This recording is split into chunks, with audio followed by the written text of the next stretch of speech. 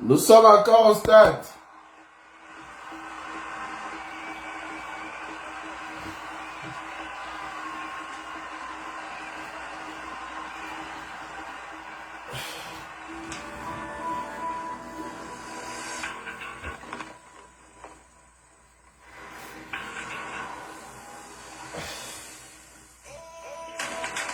Bonsoir à tous.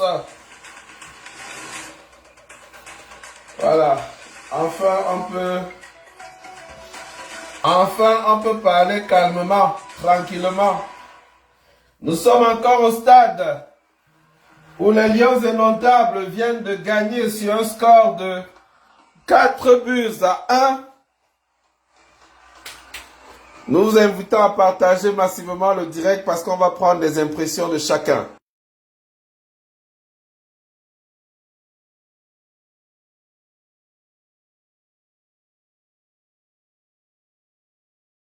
Alors les amis, bien le bonsoir. Une victoire 4-1.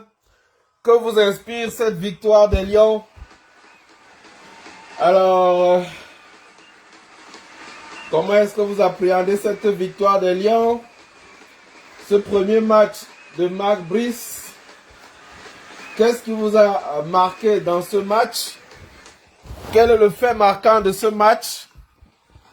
J'attends vos réactions. J'attends également vos avis. Moi, je suis encore au stade. Donc, je vais ouvrir l'antenne.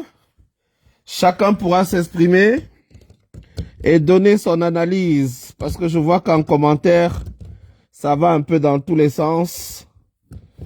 Alors, je me permets donc d'ouvrir l'antenne aujourd'hui, sachant que le climat est un peu plus apaisé. Comme on a constaté qu'il est interdit de parler de certaines personnes au Cameroun, alors moi je vais faire comme Marlène Mvutu.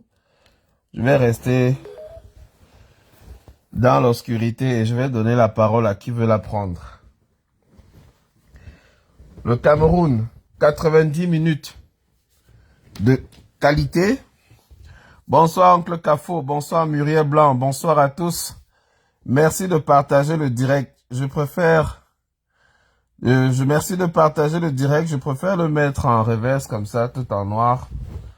Parce que voilà, j'ai un peu mal à la tête. Mais comme vous aviez demandé qu'on fasse un live après le match, et j'ai tenu parole. Et donc, je vais laisser à qui veut la prendre la parole. Merci de partager massivement et de donner vos impressions. On a vu une équipe du Cameroun assez détendue. Il faut reconnaître que la pelouse n'était pas bonne du tout. Donc, ce sont des reproches à porter à l'ONIES qui prend beaucoup d'argent pour la réfection des stades et qui ne fout rien. Il faut reconnaître que la balle ne circulait pas bien sur la pelouse parce que la pelouse n'était pas de bonne qualité. Mais à voir le jeu des Lions indomptables, que vous inspire ce match? Avez-vous l'impression que le numéro 17 que Baleba a pris, est-ce que vous avez le sentiment que désormais Marc-Vivien Foué a son remplaçant? On a le sentiment que Marc-Vivien Foué a eu son digne héritier aujourd'hui. Pour un premier match de Carlos Baleba, il faut dire, hein, moi je lui donnerai 9 sur 10. Voilà, à Vincent Aboubakar, à part son penalty, je ne l'ai pas senti très percutant dans le jeu. J'ai trouvé Ngamale très bon, défensivement surtout, qui apportait un plus à la défense et qui a percuté quand il fallait. Il a provoqué le penalty quand il le fallait. On a le sentiment que le groupe est humainement bon. Voilà, Dimitri a pris dans ma bouche.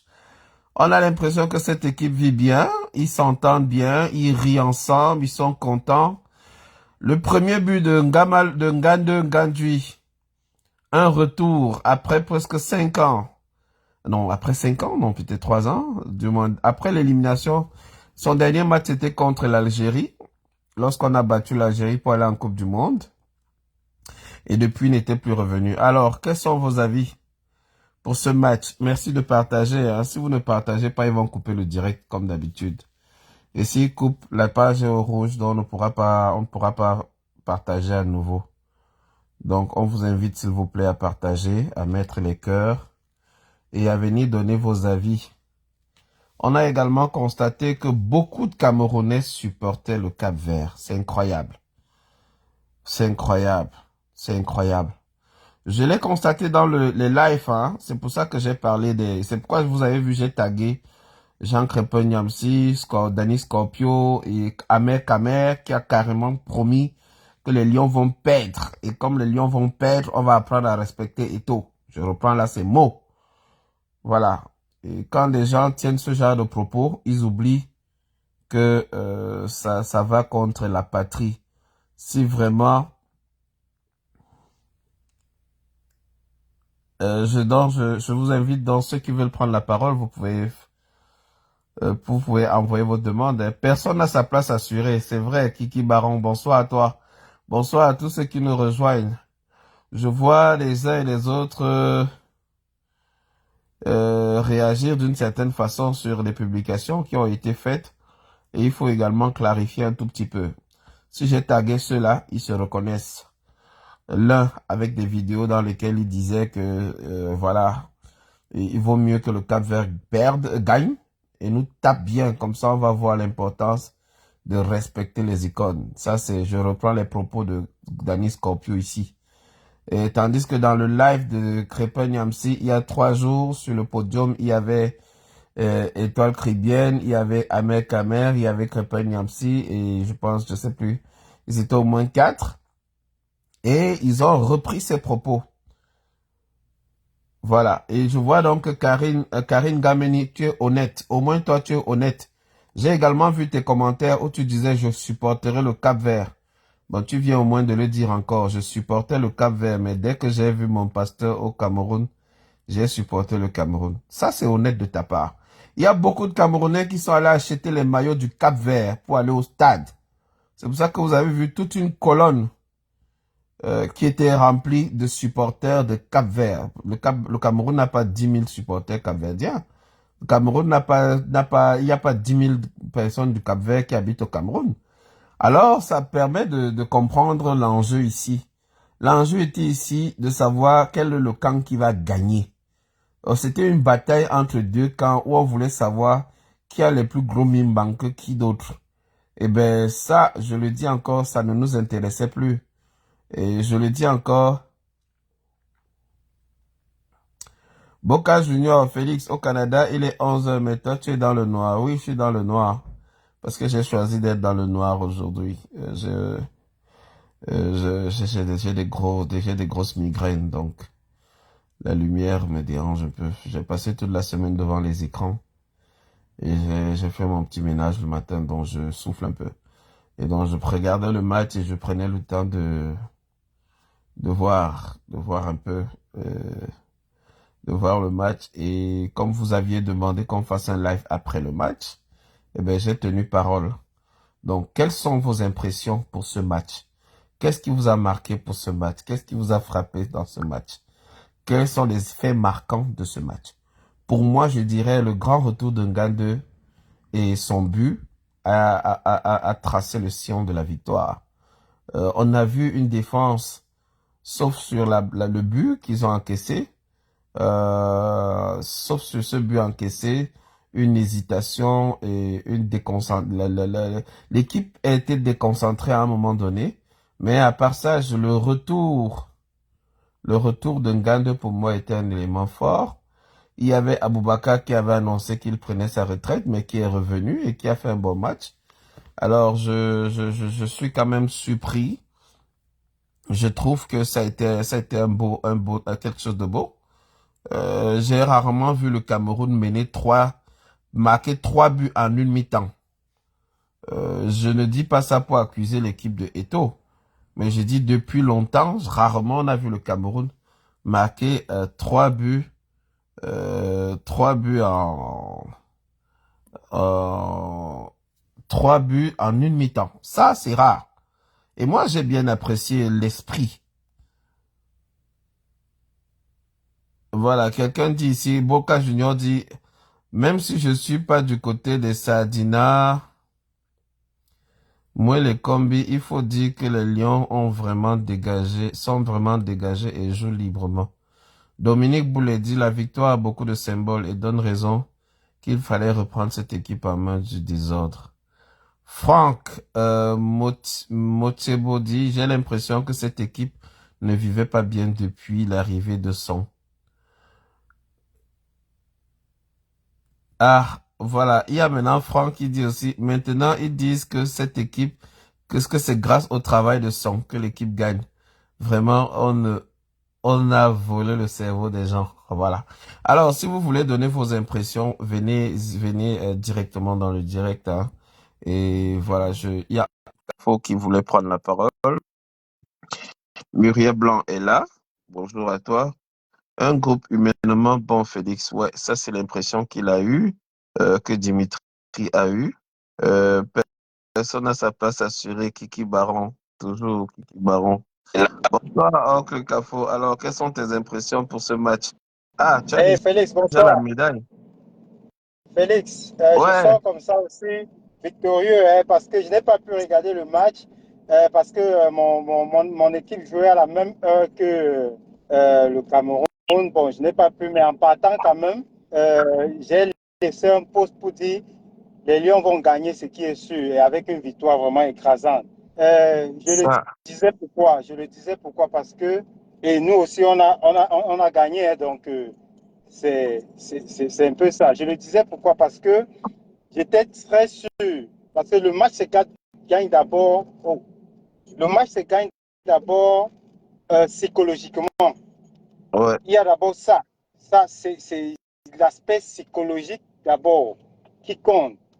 C'est à 4, on doit avoir au moins 70%, on doit être prêt psychologiquement. Et vous voyez, avec tout ce qui s'est passé là, c'était bien évident que ces gars-là gagnent. Parce que moi, je misais d'abord sur l'état psychologique. Maintenant, revenant sur le classement, parce que j'ai vu le classement avant de commencer mon match, vraiment, le classement, là, j'étais très sûr que ça va donner.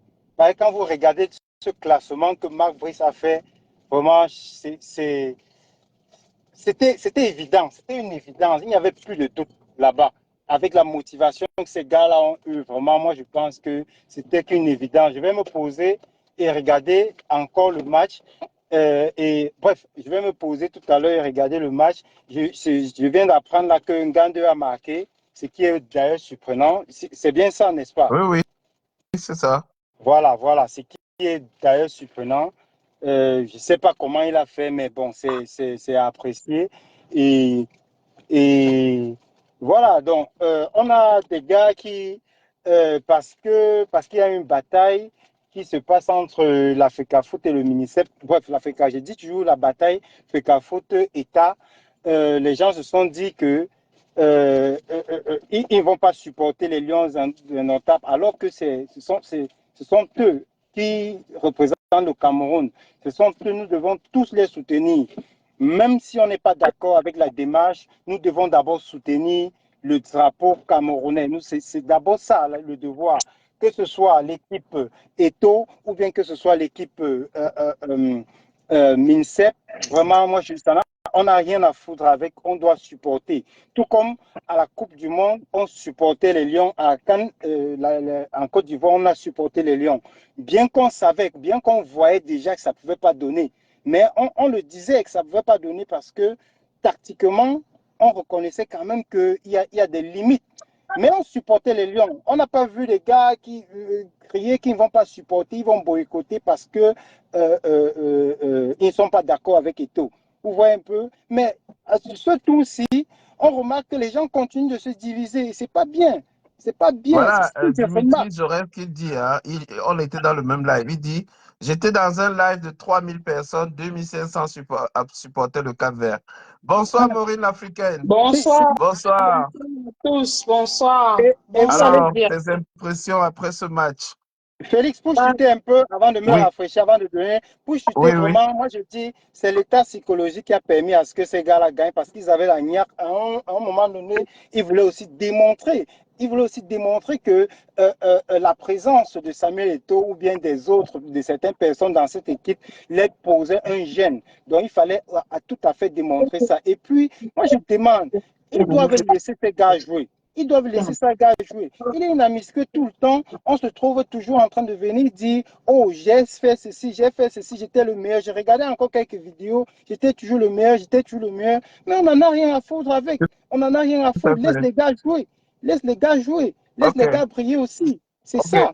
Bon, On va merci. donner, si tu permets, comme ça, on donne la parole à Maureen. Je pense qu'elle a vu le match. L'idée, c'est déjà de prendre l'impression de ceux qui. Maureen, je Oui. sais que tu es fan de football. Hein? Euh, Ah, zéro Macabo. Ah Je n'ai bon? rien vu. Je n'ai Alors, rien dis-nous, vu. Et le score. puis, malheureusement, je m'en fous de tout ce qui se passe là-bas. Très Je bien. veux que tout se gâte, qu'on libère notre pays, parce qu'il n'y a rien de bon là-bas. C'est le feu de paille. Même si on dit qu'ils ont gagné 3-1. Oui, c'est bien beau. Et puis quoi? C'est le Et Cap puis Vert. quoi? Et puis quoi? Ça arrange ce qui se passe dans ce pays. Rien Voilà. n'est arrangé. C'est la merde dans ce pays.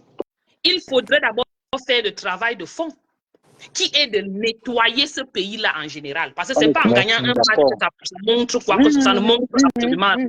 Il faut être d'accord. Voilà, le travail de fond doit être fait. Ouais. On est où?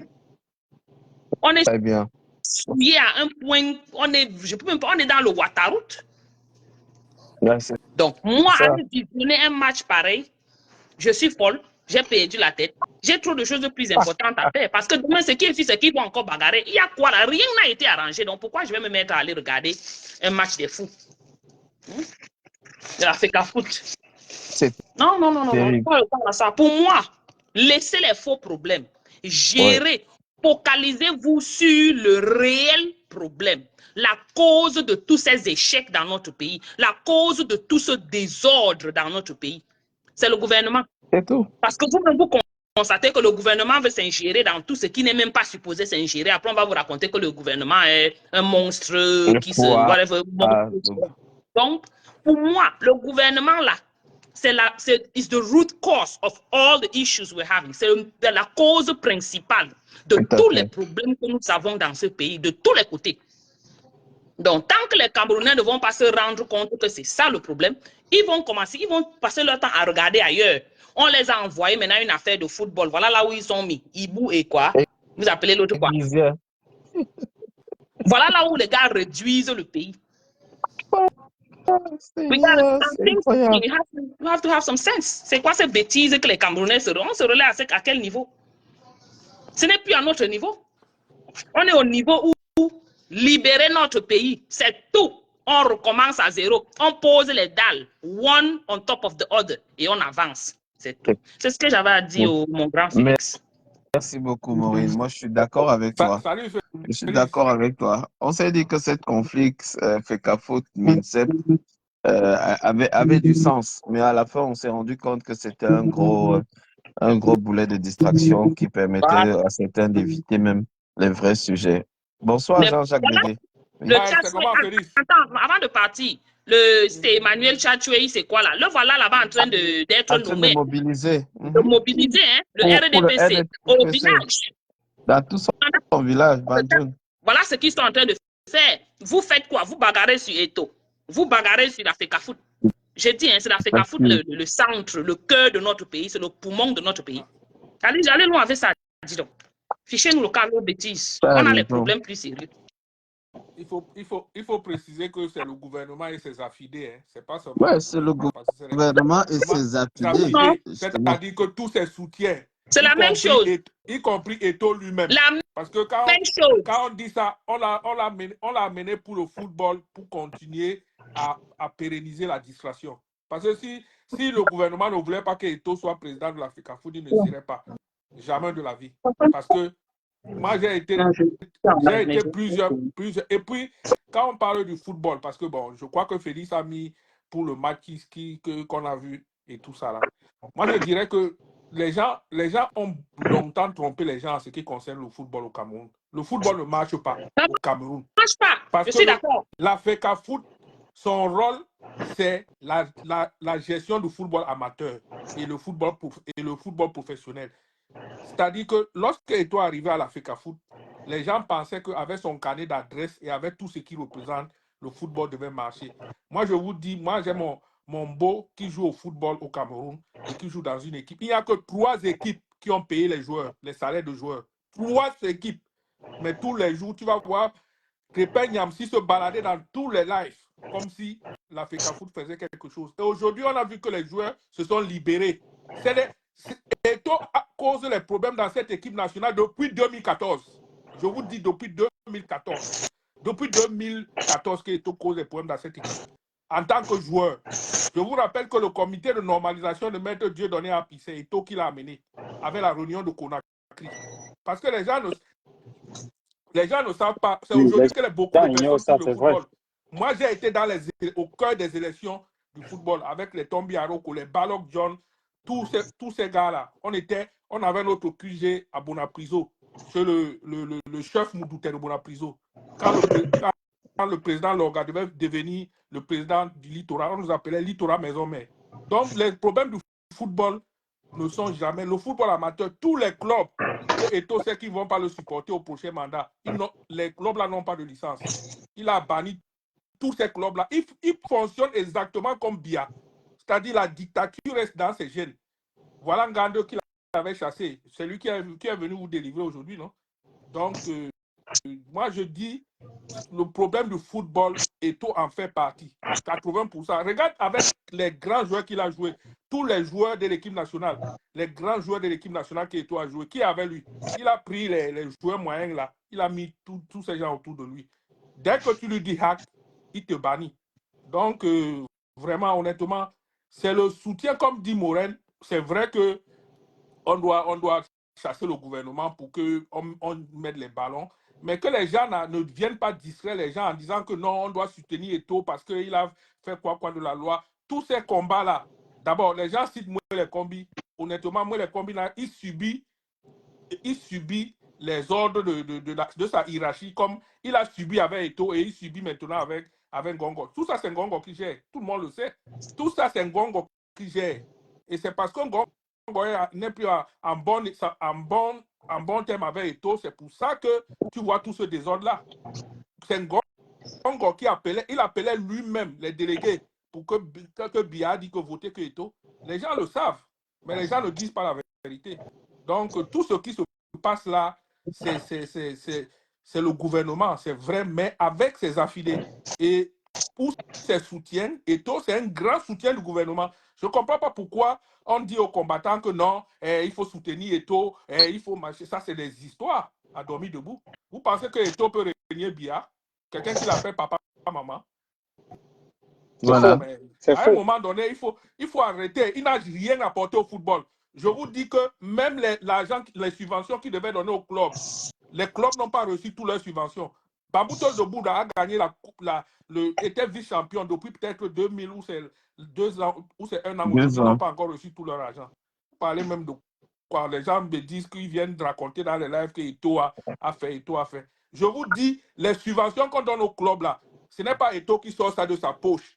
C'est les sponsors. MTN, c'est Iya Mohamed qui a laissé MTN. Et il payait même plus que ça.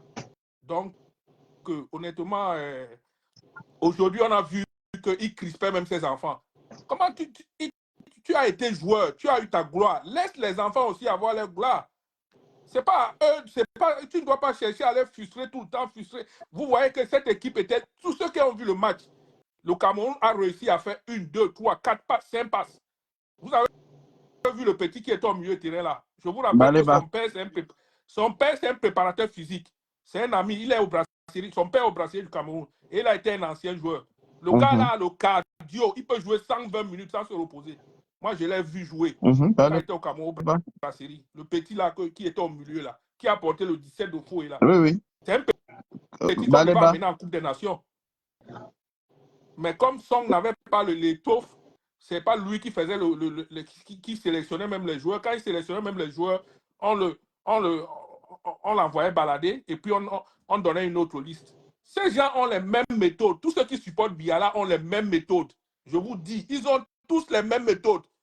Arrêtez que les gens arrêtent. Ils ont tous les mêmes méthodes. Il n'y a personne à supporter dans ce ramas d'ordures. C'est les mêmes gens. Félix, moi, je peux te parler du football du Cameroun surtout le football amateur et professionnel du Cameroun, là. C'est pas le football. Quand tu vois les gens parler du foot, là, les Franklin, les Crépin, là, je ne suis même pas sûr qu'il a fait, qu'il est allé au stade un jour au football. Moi, j'ai vu les matchs où le stade était plein. Je quittais mon village, c'est Bomonoba Bengue. Je quittais Bomonoba Bengue pour aller regarder le match. On jouait en nocturne au Cameroun. Mais j'ai dit en nocturne. Jean-Jacques, je te coupe pas. Ils disent que Eto'o paye les salaires maintenant. Je ne comprends pas. Non, j'ai dit qu'il y a que 3 clubs qui payent les salaires. Et ça a toujours été comme ça. Je peux te citer Coton Sport de Garoua, Stade Renard de Mélon, et puis un autre club là. Le Canon paye que les primes aux joueurs. Il ne paye pas les salaires. La plupart des joueurs n'ont pas de salaire. On vous manque. Demandez au président. Puisque quand les attaques là-bas, ils disent qu'on laisse Eto'o finir d'abord son mandat. Que les clubs devaient recevoir, ils n'ont pas eu.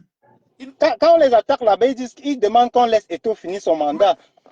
Non, je n'ai pas dit que Eto'o, c'est tout le monde. Tout le monde, c'était l'espoir qui prenne la fédération. Hein. Tout le monde a dit que Eto'o doit prendre la fédération parce que les gens pensaient que... Mais les gens ne le connaissaient pas. Nous l'avons tous soutenu. Oui. Les gens ne le connaissaient pas. Mais ceux qui parlent du football là, ils ne le connaissent pas. Ils n'ont jamais vécu une ambiance du stade Bépanda à l'époque quand il y avait Canon Union. Ils n'ont jamais vu ça. C'était des grands matchs, ça. Allez regarder les archives là, les trucs comme le Courrier du Bénin, les vraies archives que les journalistes faisaient à l'époque. Mais honnêtement, tu vas voir les gens tous les jours, ils viennent te parler du football ici. Et puis au Cameroun, sans vous mentir, on a un truc au Cameroun. On veut le culte de la personnalité. C'est-à-dire que nous, on ne sait pas, les gens ne savent pas choisir, faire la différence entre le Cameroun et un être humain. Oui. Le Cameroun est au-dessus des êtres humains. Exactement, Jean-Jacques. Tu peux être un grand joueur, un bon truc, mais ne pas être un bon manager. Personne ne nie le talent de X ou de Y. Et regardez, je vais vous faire un dessin. La plupart des professeurs ayopistes là, c'est les professeurs du système français. Tu ne vas pas voir un professeur qui a fait l'Amérique du Nord ou bien qui a fait les États-Unis ou bien l'Angleterre s'embouber dans le ayop, sans faire des analyses. C'est ça, c'est ça qu'il est question. C'est de ça qu'il est question. Regardons que le système français nous a, on peut dire tout et n'importe quoi, mais je vous dis, la colonisation ne nous a pas laissé. Nos ancêtres gaulois, non, ça ne nous a pas laissé. Ça ne nous a pas laissé. Regardez même les programmes scolaires au Cameroun. Regardez à partir de là-bas. Félix qui est ici avec moi ici au Canada, il connaît comment. Vous connaissez les SEC au Cameroun. Les SEC, c'était une école de commerce. C'était la caricature de l'Université Laval ici. En fait, l'école de commerce qu'il y a au sein de l'Université Laval ici. Est-ce que vous savez qu'avant, les étudiants qui sortaient de l'ESSEC au Cameroun là, pouvaient entrer à l'Université Laval sans problème? Oui. Regardez tous les lycées. Regardez le lycée polyvalent de Bonabéry. Ça a été conçu par les Canadiens. C'est là où moi j'ai eu la plupart des lycées techniques au Cameroun aussi. Allez voir comment le lycée polyvalent, un peu comme le cégep ici, Félix. C'était la même caricature. Un lycée où il y a tous les programmes. Enseignement général, enseignement technique, industriel, technique, commercial. Je dis que nos ancêtres gaulois ne nous ont pas laissé le truc. Si on commence à vous expliquer ce que ces gens-là ont fait au pays, et c'est les affidés qui sont au pouvoir. C'est les affidés. Au Cameroun, on parle du vote là. Tant que c'est les Français qui décident pour nous là, c'est fini. Hein? Parce que vous pouvez même voter là, vous pouvez voter. Mais si les gars là, avec leurs fusils et tout ça là, ils savent comment ils vont changer le système, manger la tête des gens de Yaoundé là, parce que ce sont les gens qui n'ont pas voulu le pouvoir qui sont là. Ils n'ont jamais voulu le pouvoir. Ils ne s'étaient même pas préparés. Aïdjo n'était pas préparé pour le pouvoir. Tout le monde le sait. Donc, si on veut parler du Cameroun, là, on va revenir dans l'histoire. Vous allez voir qu'il y a tout un travail à faire au Cameroun. Il y a tout un travail à faire. Mais bon, les gens prennent que les problèmes de façon périphérique. Et ils croient qu'ils vont résoudre le nœud du problème. La guerre qui a au nord aujourd'hui devait être évitée. Quand l'UPC avait dit qu'il faut d'abord la réunification avant les indépendances, qu'est-ce que les colons ont fait? Ils ont mis l'indépendance avant la réunification. Or, la réunification, c'était tout un travail qu'on devait faire avant les indépendances. Donc, tout ça là, quand on veut parler de tout ça, le Cameroun est un îlot de vous allez voir, vous pouvez, le vote seul ne suffit pas. Vous pouvez voter un président là. Tant qu'il va s'allier, il va faire la volonté des autres là, il ne va pas se définir un programme. C'est pour ça que moi, honnêtement, je veux qu'un monsieur comme le président Kamto se démarque, comme Ousmane Sonko s'est démarqué. Oui, il a un bon programme, oui, il a un bon profil, mais il faut qu'il se démarque du système néocolonial. Tant qu'il ne le fait pas, ça va pas être bon. Donc, que tout ça là, c'est lié, tout ça est lié, Mourad. Tout ça est lié. Tout ça est lié. Ne pensez pas que ce n'est pas lié. On va dire que oui, on a notre propre cerveau, nous-mêmes, on peut apporter nos améliorations nous-mêmes, mais je vous dis que c'est lié. À partir du moment où les entreprises, la plupart des entreprises qui sont au Cameroun sont des multinationales, on n'a pas un tissu économique national comme ici au Québec, par exemple, Félix, les gens ont un tissu économique national. Oui, C'est pour oui, ça tout que à tu vois, fait. tout fonctionne. Quand on n'a pas un tissu économique national, rien ne peut fonctionner parce que les multinationales sont que là pour prendre de l'argent et aller investir dans leur pays. C'est ça le multinational. Je vais vous dire quelque chose. Moi qui ai fait de l'audit, parce que moi je travaille en cabinet, j'ai audité au moins 80% des entreprises à l'UQAM, tout. Les gars avaient un poste qu'on appelait assistant technique, mais c'était un transfert des dividendes.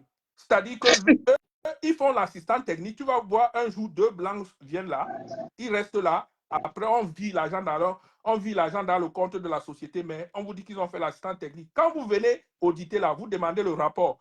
Il n'y a pas. Or, la loi disait à l'époque que si vous faites de l'assistant technique, vous devez produire un rapport. Un rapport. Mais on n'a jamais vu dans toutes les entreprises que je suis passé là, on n'a jamais vu le rapport produit. Et comble de malheur, cet assistant technique ne payait même pas d'impôts.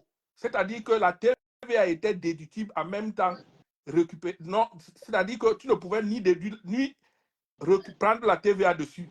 Même puisque c'était une charge pour les entreprises, même au niveau des résultats.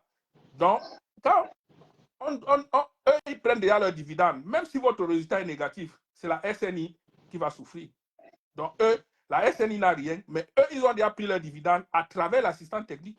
Il y a beaucoup de choses que les gens ne connaissent pas, mais sauf que, bon, les gens cherchent seulement à résoudre les problèmes périphériques. Et tant que vous allez continuer à vouloir résoudre les problèmes périphériques, tout ce qui est le fond du problème restera intact. et ça va revenir à la surface. C'est exactement ce que j'ai dit. Oui. Le problème de fond doit être résolu avant tout. Le problème de fond doit être résolu dans cette affaire. On va demander aux auditeurs de mettre les cœurs, s'il vous plaît. Le live est signalé. J'ai l'impression que les Églisiens ou bien les hiboux se disent qu'on a fait le live contre eux. Donc, il y a trop de têtes de mort dans le direct. Je préviens donc à tous ceux-là qui mettent les têtes de mort qu'à la fin du direct, ils seront simplement bannis. Ceux qui savent qu'ils sont en train de mettre les têtes de mort, vous serez bannis. Et je demande donc à ceux qui sont dans le direct, s'il vous plaît, mettez les cœurs et faites un tour de partage.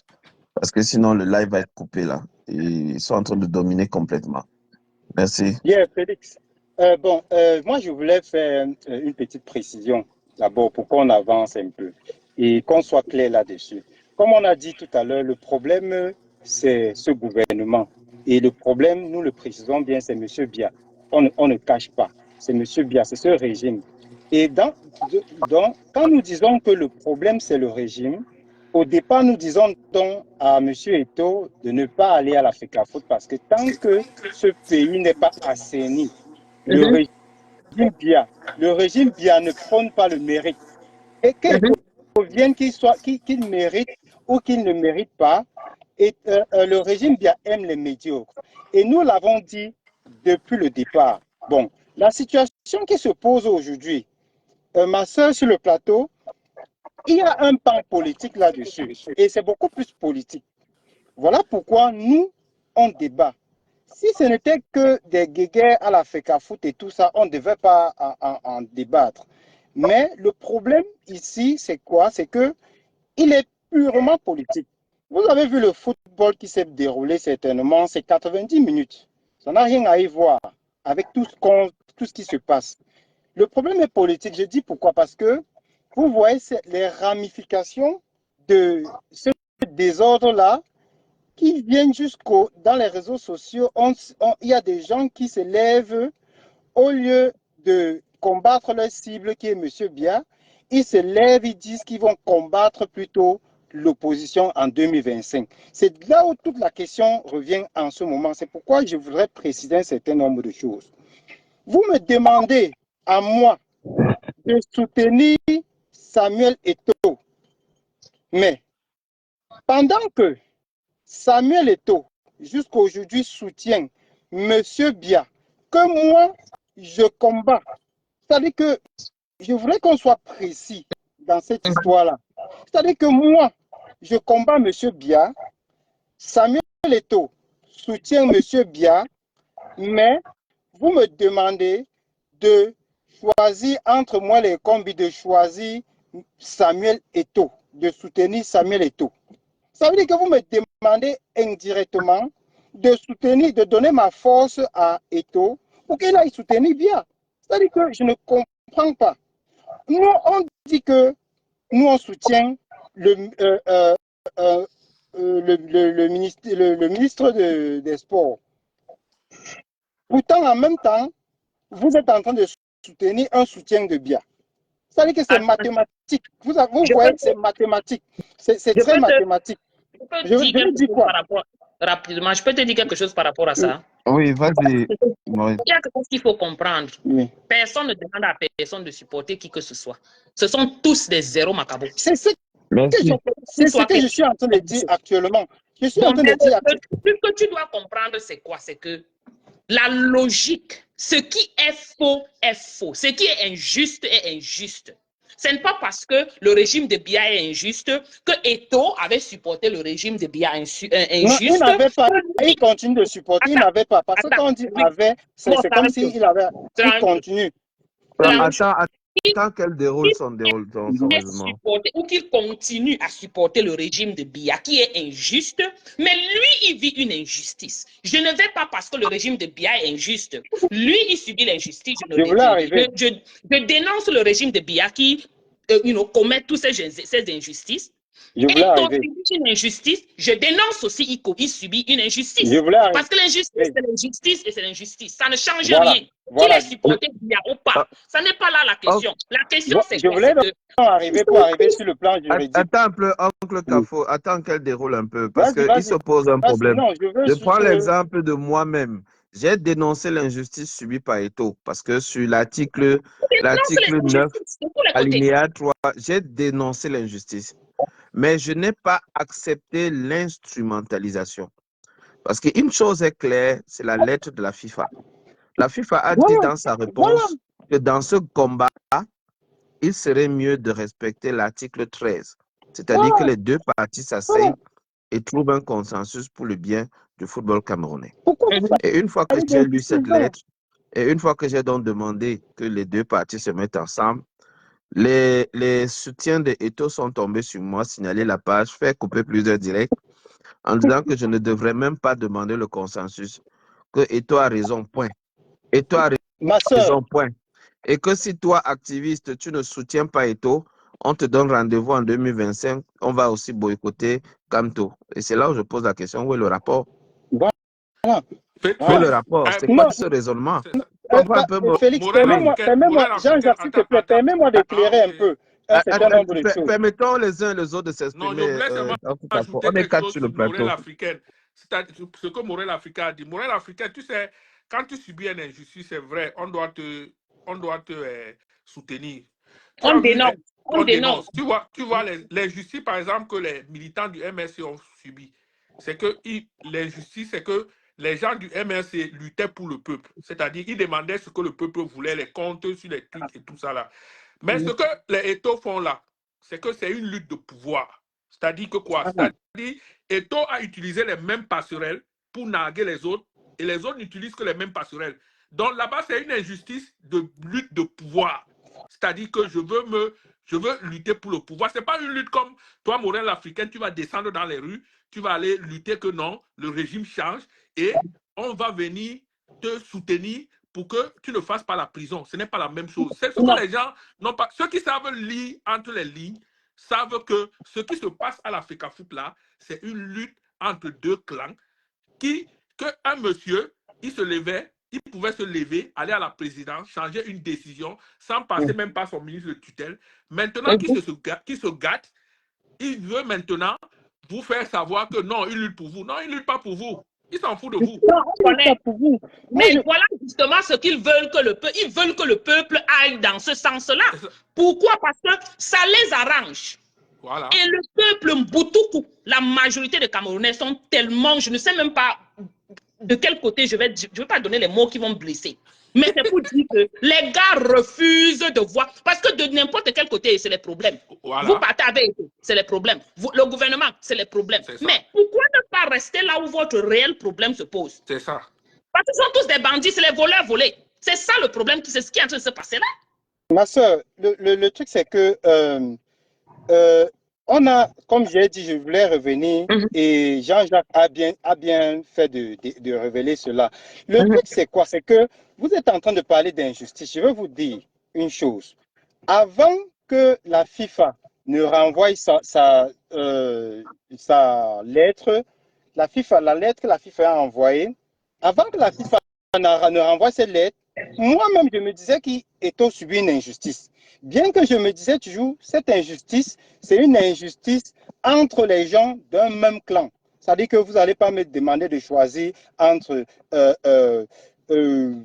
Eto et Moelle Kombi, ou entre Moelle Kombi et Jean de Dieu Momo. C'est des conneries. C'est-à-dire que si vous me demandez de choisir entre Moelle Kombi et Eto, c'est un peu comme si tu me demandes de choisir bien toujours. Donc, je voulais dire donc que avant que la FIFA n'envoie cette correspondance, moi, je pensais qu'il était dans l'injustice. Mais sauf que quand on lit la correspondance, et avant ça, les juristes n'ont pas pu s'entendre sur cette question. Et vous voyez bien, Samuel Eto'o n'a pas pu attaquer. Ah, on l'a encore perdu. Pourquoi on arrive à ce niveau-là? C'est ça mon problème. Et pourquoi on arrive à dire qu'il faut choisir, supporter tel, supporter tel. Je ne comprends pas. Morel, c'est ce que les gens qui sont éclairés comme toi là ne comprennent pas. C'est-à-dire que pourquoi on arrive à dire que tel a fait, tel a... Alors qu'on sait qu'ils ne se battent vraiment pas pour le peuple. Voilà, ils ne se battent même pas pour la justice. C'est vous pour vous, c'est pour nous, c'est pour moi, c'est pour toi, c'est pour lui. Ce n'est pas pour, on dit les Ekombi, qui là, vous des bêtises de pète de tous ces gens-là. Tout à fait. Battez-vous pour le Cameroun. Pas le Cameroun en personne personnelle, le Cameroun en tant que pays. Ce sont tous des bandits, ce sont de la mafia. Ok. Bonsoir, monsieur Nada. Bonsoir. Bonsoir, madame. Bonsoir, monsieur. Madame, je partage un petit peu votre opinion. Oh, merci. C'est-à-dire que cette logique qui veut que l'ennemi de mon ami est automatiquement mon ami, c'est pas vrai. Vous voyez ce que je veux dire? Exactement, oui. C'est-à-dire que l'injustice, vous voyez, moi j'ai 64 ans, hein, madame. L'injustice, on la connaît depuis 53 ans. Je dis bien, depuis 53 ans. Mon père est l'un des fondateurs de ce ministère de la jeunesse et des sports. Mon père est l'un des fondateurs. Le fondateur de la Fédération camerounaise de basketball. Il s'appelait Patrice Morenada. Voilà. Pour vous dire que je suis un fils de jeunesse et sport. Si vous voyez, si vous rencontrez M. Dieudonné Eno Meyomese, son père est aussi parmi les gens qui ont créé cette fédération. À l'époque, le ministre, c'était monsieur, je crois que ça devait être monsieur Xavier Ngobeyou, ou bien Enoch Kwayep. Restons quand même dans le sujet, oui, monsieur Nada. Quel est votre avis sur la question? Attendez, je viens vous expliquer l'injustice. Elle a depuis 53 ans. Ce qui se passe aujourd'hui, c'est que, comme j'ai dit tout à l'heure, que pour dire, madame, que non, les peuples du Cameroun, ce n'est pas des imbéciles, ce n'est pas les Mboutoukous. Non. Non, ce sont les Mboutoukous. Ah, mais on ne devrait pas oui, ce n'est pas ce qu'on est en train de dire. Attendez. Non, j'ai dit, parce que madame a fait allusion à ça, je dis que seul, j'utilise toujours cette phrase, qui est pour tout le monde. Seuls les imbéciles ne changent jamais d'avis. Il n'y a pas un homme sur cette terre qui est un imbécile, qui à un moment, il change d'avis. Oui. C'est pour ça que je vous dis que il y a un moment où les peuples du Cameroun vont changer d'avis. La banane, la papaye, tu ne peux pas la manger si elle n'est pas mûre. C'est comme la banane. Nous avons un système, madame, c'est pour ça que Félix, je reviens toujours, l'histoire politique du Cameroun, je reviens toujours là-dessus, que quand on va tomber, il ne faut pas regarder là où on est allé tomber, il faut regarder là où on a commencé à trébucher. Je dis toujours ça aux jeunes frères. Je dis que quand il faut plonger sur une institution telle que la FECAFOOT, ou bien le ministère des Finances, ou bien le ministère de la Jeunesse et Sport, revenez toujours en arrière pour savoir ce qui s'est passé. Bon, monsieur pour savoir Nada, vous voulez nous faire comprendre que Eto'o a changé d'avis? Parce qu'on ne comprend pas encore. Non, justement, venons-en au fait alors. Oui. Je dis que seuls les imbéciles ne changent jamais d'avis. D'accord. Je continue. Aujourd'hui, visiblement, les peuples du Cameroun ne sont pas des imbéciles. Vous voyez ce que je veux dire? Comment vous justifiez tout ce qui est en train de se passer là alors? Parce qu'il faut que des fous pour réagir, c'est pour agir d'abord. Il n'y a pas de logique là-dedans, ça ne peut pas se justifier, c'est pour ça que je parle d'injustice. Ça ne peut pas se justifier où nous avons des gens, depuis la nuit des temps, qui font comme si on ne les observait pas. Et cette fois-ci, ça semble avoir coincé. Pourquoi? Parce que justement, il y a des gens qui commencent déjà à se dire que, mais attendons un peu là, on ne va pas continuer comme ça. Je suis de ceux-là. On ne va pas continuer comme ça. Il y a un moment, il va falloir siffler la fin du match. Et ça se voit que la fin du match n'est pas l'heure de te siffler. C'est ce que je voulais dire. Moi, la fin du match représente quoi pour vous? Pour être bien concret. Venons-en au fait. La fin du match. Oui. Le changement de système au Cameroun, quand je parle de la Constitution. Parce que madame, vous voyez-vous, attendez, Félix, attendez. Oui, je vous comprends, monsieur Nada, mais on est dans le contexte FECAFOOT. Elle était en train de développer un avis et c'est pour ça que... J'en viens. Le ministre des Sports, je vais vous choquer, il est dans son droit. Oui. Parce que ça fait 53 ans qu'il fonctionne comme ça, avec un système, une constitution, qui n'a donné aucun droit à vous, madame, aucun droit à moi. Mais cette constitution a donné des droits, pas de devoirs aux agences de l'État. C'est-à-dire le chef service, le directeur, le ministre d'État. Ils n'ont que des droits. Vous voyez? C'est pour ça qu'on dit que c'est un État voyou et they have to go. Justement, parce que, madame, Félix vous empêche de m'écouter. Oui. Non, comment ça? J'explique depuis que j'interviens dans les directs de M. Tchatoua, je reviens toujours sur le même point. Je ne parle jamais des individus, je parle d'institutions. Vous comprenez ce que je dis? Je parle d'institutions. Que je dis que les agents de l'État, que ce soit le petit policier qui est là-bas en route, ce type-là, il n'a que des droits, il n'a pas de devoirs envers nous. L'État, c'est qui, madame? L'État, c'est qui? C'est nous. Excusez-moi, il y a des gens qui signalent le direct. Les gens signalent le direct parce qu'ils ont vu ma vieille barbe, parce qu'ils n'aiment pas entendre ce que je dis. Non, ça n'a rien à voir. Ça n'a rien à voir. Accouchez. Depuis vous êtes en constitution. Allez-y droit au but. Vous parliez souvent de la constitution de 72. On avait compris ça. Mais vous parlez de la forme de l'État. On avait compris ça. Mais dans le contexte de la FECAFOOT. Dans le contexte de la FECAFOOT, Félix, dans le contexte de la FECAFOOT, le ministre est dans son droit. Je viens de vous dire ça. Il est dans son droit. Parce que la constitution, les lois camerounaises lui ont donné tous les droits. C'est ça. Qu'est-ce que vous comprenez pas là? Vous voulez que je ne vais pas inventer, Félix. Monsieur Dachoua, je n'inventerai pas. Je vous dis que c'est comme ça. Alors, c'est pour ça que je vous ai toujours dit qu'il faut changer ce système-là. Parce que il y a des gens qui pensent que le président de la FECAFOOT ont des prétentions à la présence. Ce monsieur, il s'installe là à étudier avec le même système, nous aurons les mêmes problèmes. J'en ai terminé. D'accord. Donc, vous pensez que le président de la FECAFOOT va changer le système là? Ne me prêtez pas de langage, monsieur Tchatchoua. Je vous ai déjà dit ça plus de fois. On veut comprendre. Oui, vous me prêtez le langage. Je dis que, vous avez dit que n'importe quel individu, je peux vous citer n'importe quel individu là, Maurice Kamto, Cabral Libi, Samuel Eto'o, tous ces individus là, ils arrivent, ils gardent le système, on aura toujours les mêmes problèmes. Ah bon? Oui. Mais celui qui a été là, ça fait 50 ans. Depuis que je suis né, je suis en train d'aller mourir. Donc, là, on ne fait que regresser. Justement, si personne n'a pensé, personne n'a réfléchi à changer ce système-là. Il y a combien de personnes, monsieur Dacha, combien de personnes ont fait une proposition pour changer ce système? Plusieurs, monsieur Nada. Ce n'est pas suffisant pour moi, cher monsieur. Mais la dernière fois qu'on a eu ce débat, on vous avait dit d'aller lire certains programmes politiques. Vous avez vu qu'il y a des programmes politiques qui proposent d'autres choses. Ces programmes politiques sont insuffisants. Je vous ai dit que seul un seul parti politique, le SDF, propose un État fédéral à 2. Je vous ai dit. Je dis ça. Et vous avez proposé un État fédéral à 15. C'est ça.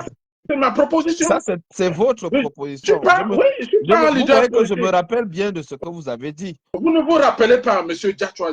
Vous ne pouvez pas dire ça, M. Nada. Je vous dis, M. Diachoua. Je suis en train de vous rappeler les éléments. Je voulais parler de la Constitution de 72. C'est ce que vous avez dit. Le SDF, moi, je propose, je ne suis pas un leader politique. Je propose, moi, je suis un citoyen camerounais comme tout le reste. Je propose un État fédéral. C'est mon droit de proposer un État fédéral, c'est-à-dire un État fédéral à 15 régions autonomes. C'est ce que je propose. Vous voyez que je vous ai bien rappelé cela. Ça veut dire que j'ai encore bonne mémoire de nos discussions. Je vous dis ceci, tant que les leaders des partis d'opposition, tous les autres partis d'opposition exceptionnels, le SDF, ils vont s'installer à étudier, ils auront les mêmes problèmes, on aura les mêmes problèmes à la FECAFOOT, FECAHAN, basket. Est-ce pour autant que vous soutenez Mordicus Samuel Eto'o dans sa démarche? Parce que dans toutes les interventions que vous avez faites, vous avez même annoncé la dissolution, vous avez même annoncé la suspension. Vous avez même annoncé la suspension du Cameroun. Je vous dis pourquoi. Monsieur Tézé veut un pot, il faut laisser les gens parler. Mais c'est ce que je suis en train de faire. Je vous oriente parce que depuis, on vous a posé une question, mais vous nous amenez sur la Constitution. C'est ça qu'on ne comprend pas. Écoutez, on parle de football. Monsieur Dachoua, elle est en train de développer un point. Parce que monsieur Dachoua, vous voulez orienter le débat sélectif. Moi, je ne suis pas quelqu'un à qui on impose un débat sélectif. Je n'impose pas. Je vous dis que monsieur Dachoua, ou vous me laissez parler, ou je vous laisse, vous continuez. Un point ça. C'est ce que je suis en train de dire. Alors, vous me laissez parler, ou mais écoutez, vous me laissez parler, ou je me casse. Monsieur Nada, écoutez, on est sur un plateau. Vous parlez comme les Camerounais. Vous parlez comme les gars du régime Biya. Je vous dis, vous avez posé une question. Comme les Zola, pareil. Donc, j'ai dit attention, pourquoi? Vraiment, pas détruire ce pays et recommencer. Parce que regardez vos mentalités. Regardez vos façons d'agir.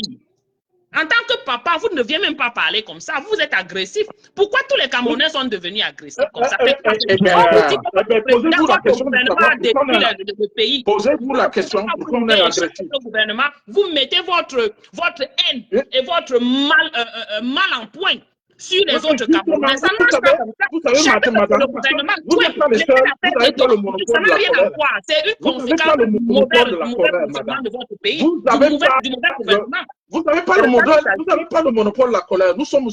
Je suis aussi en colère autant que vous.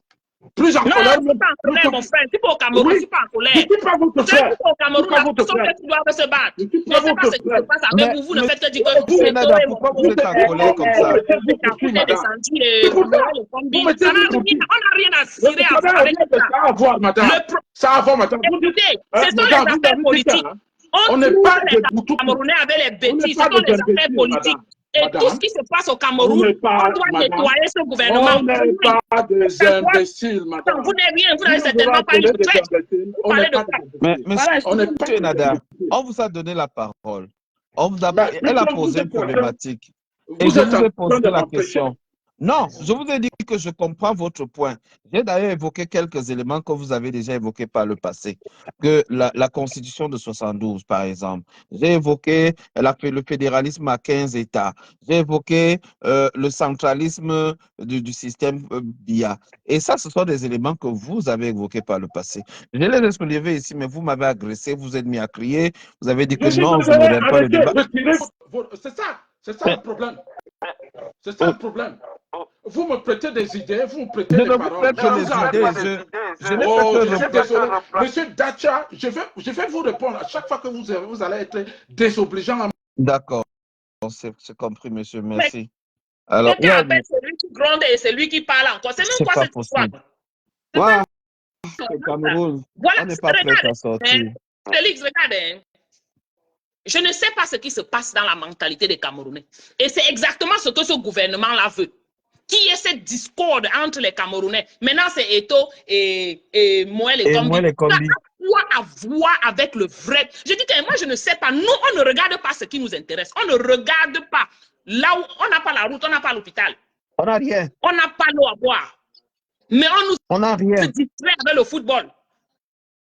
Et maintenant, le direct. Ce sont les mêmes gens. Ils sont tous pareils, ce sont les mêmes gens. C'est quoi cette histoire?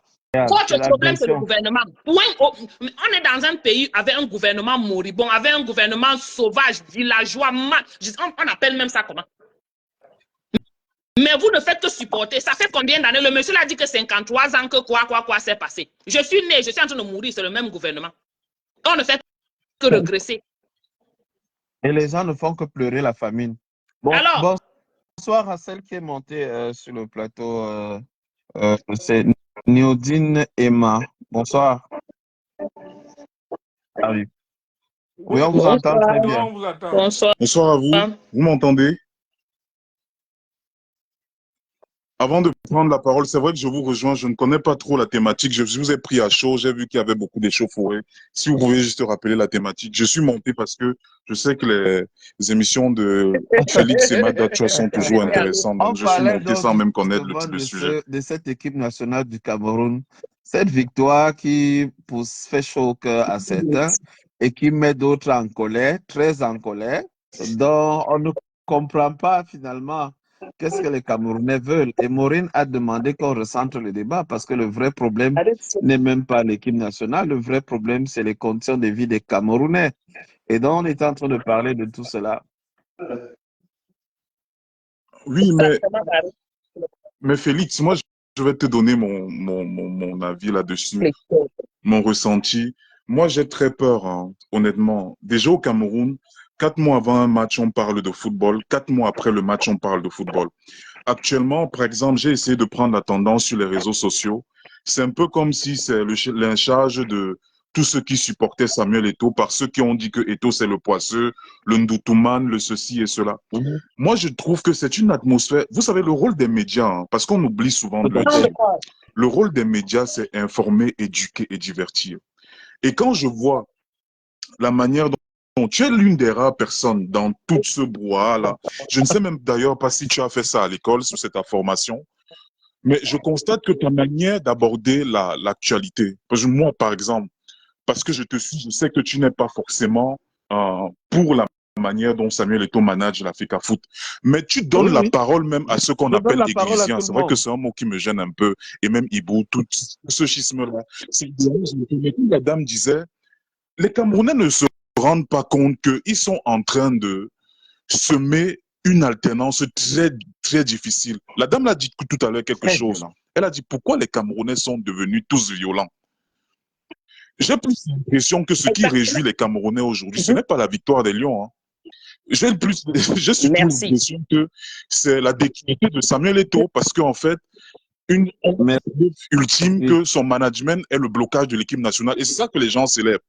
Le problème, c'est que ceux qui célèbrent comme ça ne se rendent pas compte qu'il y a beaucoup de gens qui aiment Samuel Eto'o et qui ne sont pas contents de voir que leur idole est humiliée en permanence. Même si aussi c'est vrai que Samuel Eto'o donne le fouet pour qu'on le fouette.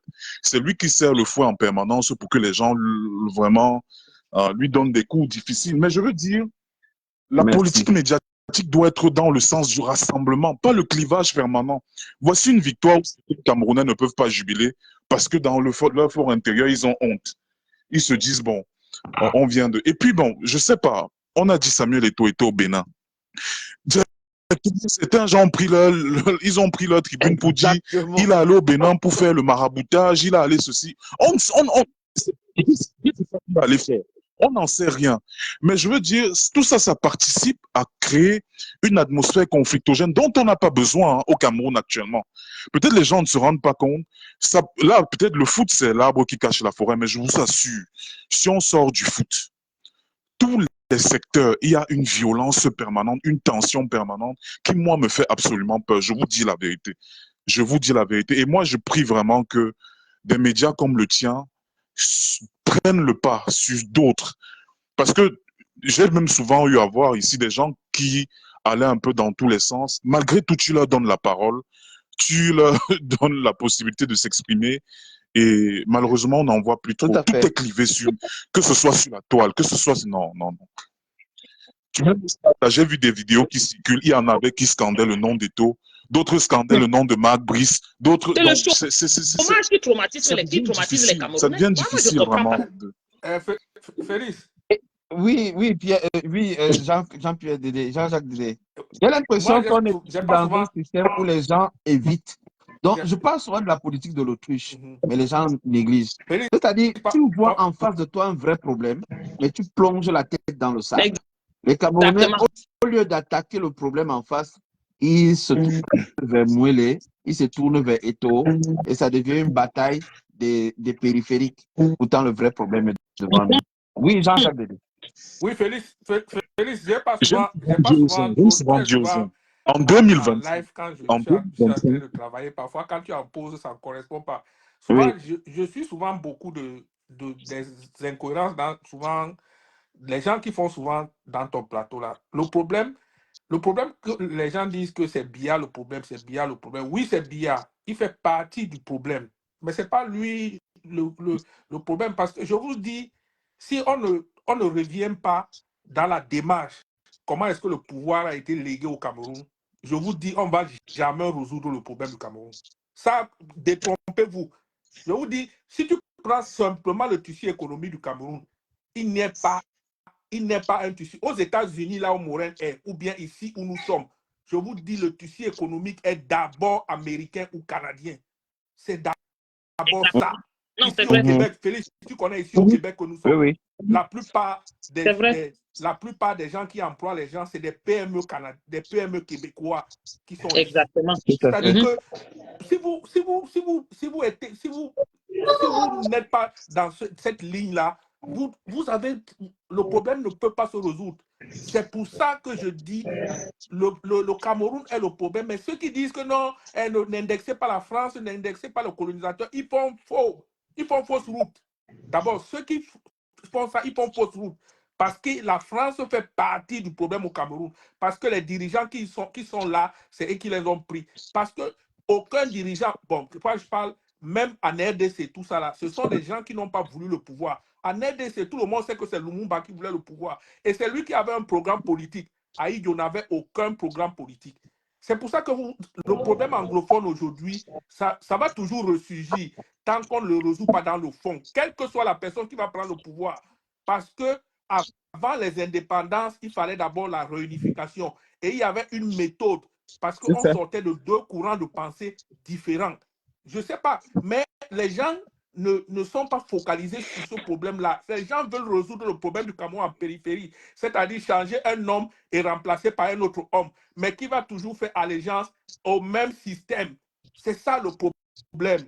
Nous devons dépasser. Nous sommes un État, État de plus à plus. Qu'est-ce qu'on fait donc? La démarche.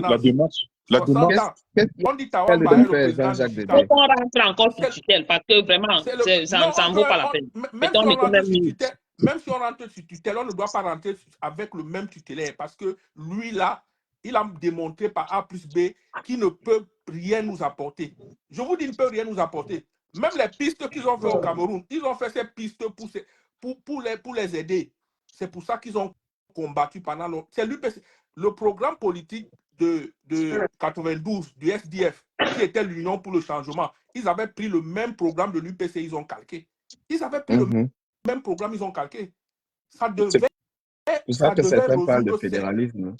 résoudre certains problèmes. Donc, c'est pour ça que je vous dis, tant qu'on se focalise sur l'homme qui est Biya là, et que les autres veulent venir perpétrer le même système, ça sera toujours pareil. Je suis désolé. Il faut que nos leaders prennent le courage d'abolir certaines choses. C'est-à-dire que nous ne devons plus avoir une monnaie qui est hébergée dans le trésor français. Aucune grande économique, Félix, tu es un statisticien, aucune grande économie ne peut se développer si elle ne maîtrise pas sa monnaie. C'est-à-dire que les gens parlent des choses, mais qui ne maîtrisent même pas à 30 ou 40%. Mais bon, comme tout le monde, comme votre révolution de 2018 est venue, tout le monde peut parler de politique, tout le monde peut parler d'économie, même sans avoir lu un seul livre d'économie. Bon, chacun peut dire ce qu'il veut. Mais je vous dis, tant qu'on ne creuse pas dans le fond et on cherche à changer le système, au lieu de changer les hommes, nous serons toujours pareils. Voilà ce qu'on a voulu faire à l'Africa Foot et voilà ce que ça a donné. En tout cas, merci à toi, Jean-Jacques. C'est vrai qu'après la révolution, il y a toujours une tentative de contre-révolution. Mais je dis, en réalité, moi, je prends une image simple. En 2025, il y a une élection en Côte d'Ivoire. En 2025, il y a une élection au Cameroun. Actuellement, en Côte d'Ivoire, tous les candidats sont déjà sur le terrain. Je rappelle que Laurent Gbagbo, il a été amnistié, mais il a été gracié, mais il n'a pas été amnistié. Donc, du coup, il n'est pas éligible. Mais même Gbagbo, toutes les semaines, il est sur le terrain, en espérant que sa situation va évoluer d'ici l'année prochaine. Or, qu'est-ce qui est en train de se passer? Au Cameroun, on est en train de nous distraire avec le football. J'ai envie de dire, moi, bon, oui, Samuel Eto'o a appelé à voter Paul Biya en 2018. Entre-temps, je lui rappelle qu'en 2018, Paul Biya avait déjà pratiquement 36 ans au pouvoir. Samuel Eto'o vient s'installer au Cameroun. Je veux dire, est-ce que c'est ça qui justifie qu'on focalise l'actualité sur une personne qui n'apporte rien, je veux dire, substantiellement à la richesse du Cameroun? Parce que l'Africa Foot ne crée, d'abord, le football n'est pas une industrie au Cameroun, comme dans certains pays comme l'Afrique du Sud. Ça ne rapporte rien et ça ne représente même pas 0,00001%. Donc, j'ai envie de dire, c'est une vaste campagne de distraction généralisée. Oui, j'aimerais bien qu'on fasse la révolution. Mais ça commence d'abord par chasser celui qui est là. La France avait un candidat au Sénégal. On sait tous que la France soutenait le candidat du camp Macky Sall. Mais c'est la mobilisation collective qui a fait que Sonko et Diomaye Faye réussissent à passer. Parce qu'actuellement, il faut qu'on s'appuie sur les armes qui sont à notre disposition. Sonko a fait que les Sénégalais ont adhéré à ce discours parce qu'ils savaient que c'est un discours vrai. Et en Afrique, c'est ce qu'il faut. Mais Jean-Jacques Dédé, ce qu'il dit n'est pas faux. Sonko, aux dernières élections, avant les élections dernières, il était 3e. Il a continué de travailler. Et il a eu des élus. Il a gagné la mairie lui-même de Tambacounda, du sud de son pays. Est-ce qu'il a changé le discours? Non, il n'a pas changé de discours. Mais on demande aussi aux Camerounais de se joindre derrière l'opposition pour changer les choses. Mais on réussit toujours à diviser ces Camerounais. Regarde l'opposition camerounaise. Il faut aussi que l'opposition, c'est pour ça que je dis, Sonko n'a pas changé de discours. Il faut que notre opposition ne vienne pas remplacer seulement les hommes. C'est-à-dire qu'ils travaillent à remplacer le système comme Sonko l'a fait. C'est-à-dire que Sonko, lui, il ne voulait pas seulement remplacer les hommes, mais il voulait que le système qui était là depuis les indépendants ne perdure plus. Je reviens. Donc, c'est ça que moi je dis. C'est pas que les hommes là sont bien ou alors... Et puis moi, je voudrais dire au monsieur que quand il dit que les autres ont la violence avec... J'ai dit, Eto'o a formé toute une milice cybernétique pour combattre ceux qui ne sont pas avec lui. Et c'est ça qui est la Mais réalité. est-ce qu'on a la certitude que c'est Eto'o qui a fait ça? Ou bien ce sont ses proches? Félix, Oui. ceux qui sont dans les arcanes du foot, je vais te dire quelque chose. Même les équipes actuellement là, si une équipe n'est pas pour lui, il va subir des sanctions. L'équipe va subir des sanctions. Non. Bon, c'est vrai que personne ne peut prouver ses propos. Hein. Je peux dire, ça peut être vrai comme ça peut ne pas être vrai. Ça peut être vrai comme ça peut ne pas être vrai. Moi, mon discours, c'est évacuons Eto'o sur le débat. Ou bien, réduisons le temps qu'on accorde à cette actualité médiatique-là. Parce que peut-être les gens ne constatent pas. On n'a jamais autant parlé de football. J'ai envie de dire, depuis 2021, c'est le sujet qui fait florès tous les jours. Moi, j'ai envie de dire, même les acteurs qui disent qu'ils sont pour le changement, sur une journée de 14 publications, quelqu'un peut publier 10 fois sur Eto'o. Ça nous apporte quoi, en fait? C'est ça. Pendant qu'en Côte d'Ivoire, comme je prenais l'exemple tout à l'heure, Tidjane Thiam est déjà sur le terrain. On sait que le PDCR a des problèmes à glaner les votes du Nord. Tidjane Thiam est en campagne au Nord actuellement. Bon, j'ai envie de dire, le changement, ça se prépare. Tout à l'heure, on parlait de Sonko. La victoire de cette année, c'est une victoire qui s'est préparée. C'est une victoire de longue haleine de préparation. On ne peut pas être à une élection présidentielle. On accorde autant de temps. Et en plus, le bas peuple est divisé. On le voit même avec le football. Ça, c'est en fait ce constat majeur et choquant et blessant qui ressort de ça. C'est que même le football... Mais je vais vous dire une chose. Je vais décevoir les gens parce que même la Côte d'Ivoire, c'est une vue de l'esprit. Parce que si tu prends le tissu économique ivoirien, à 80%, c'est tourné vers l'extérieur. C'est-à-dire que, j'ai dit, c'est la microéconomie. On parle de la microéconomique avant d'aller à la macro. Il faut être solide, il faut être suffisamment solide économiquement à l'intérieur, un peu comme le Nigeria. Parce que quand tu vois les industriels nigériens, non seulement ils ont investi chez eux, mais ils s'étendent aussi, ils veulent aussi prendre l'Afrique et prendre le monde aussi. C'est pour ça, c'est ça qu'on appelle, parce que même la Côte d'Ivoire, là, c'est une vue de l'esprit, que les gens ne vous trompent pas. Les intérêts à 80%. Non, le débat, c'est pas de savoir si la Côte d'Ivoire est un pays développé ou pas, ou bien à qui appartient l'économie ivoirienne. Ici, on parle de la mobilisation. Gbagbo, je crois que tu as la véracité que Gbagbo, c'est un panafricaniste. Je te dis que Gbagbo, lui, il est déjà en campagne pour 2025. Moi, c'est ça le sujet. Le sujet, c'est comment est-ce qu'on change les choses au Cameroun? Et comment est-ce qu'on change dans le débat au Cameroun? Est-ce que le débat sur le football nous apporte un plus pour sur cette route vers le changement? Et si non, je ne peux pas dire totalement non, mais je peux dire que peut-être ça peut éveiller certains esprits, bon, à parler un peu plus des problèmes de fond. Mais bon, c'est aussi une distraction. Ceux qui disent que c'est une distraction n'ont pas toujours tort. Parce que si on était dans un pays qui marchait bien, un peu comme les pays occidentaux, tu ne vas pas voir le ministère payer l'entraîneur d'une fédération. Par exemple, en France, je ne pense pas que c'est le ministère qui paye l'entraîneur. Donc, et puis, il y a Mohamed qui était là, tendait vers là, mais sauf qu'il avait beaucoup de gens qui le combattaient. Parlant même de ceux qui le combattaient, Eto'o était parmi les premiers qui le combattaient.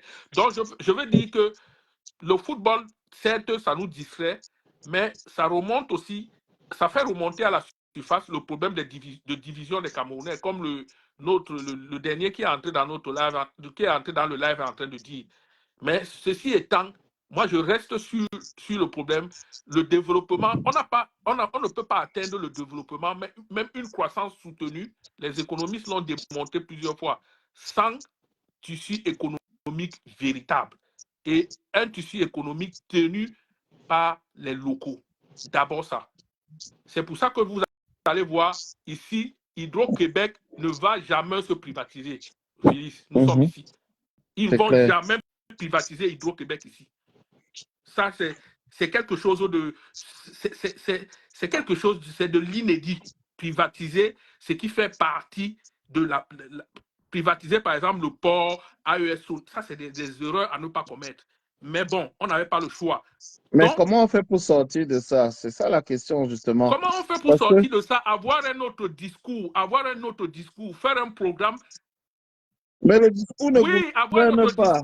Non, je dis ne gouverne pas un pays. C'est pas ton discours de changer les êtres humains, pas les êtres humains, mais changer changer le système qui est là. Parce que nous sommes en face d'un système qui est comme un mur de Berlin et qu'il faut détruire. Et pour le détruire, il faut apporter une autre approche. C'est-à-dire que l'approche dans le discours, dans la recherche, dans le programme politique. Et le programme politique doit être un programme qui veut faire partie du système. C'est-à-dire que, par exemple, je prends un exemple. Comment est-ce que nous devons faire pour que notre tissu économique soit plus local? Quels sont les avantages qu'on doit donner aux opérateurs économiques locaux pour qu'ils puissent combattre avec les multinationales? Déjà, ça c'est déjà un point. Est-ce que les candidats ont ça dans leur programme? Donc, c'est tout ça. C'est de ça que je parle. Moi, je ne suis pas là pour dire Cabral Liby, allons voter Cabral Liby, alors que je sais que Cabral Liby lui-même, il est en train de tout ce qu'il fait, c'est qu'il fait allégeance.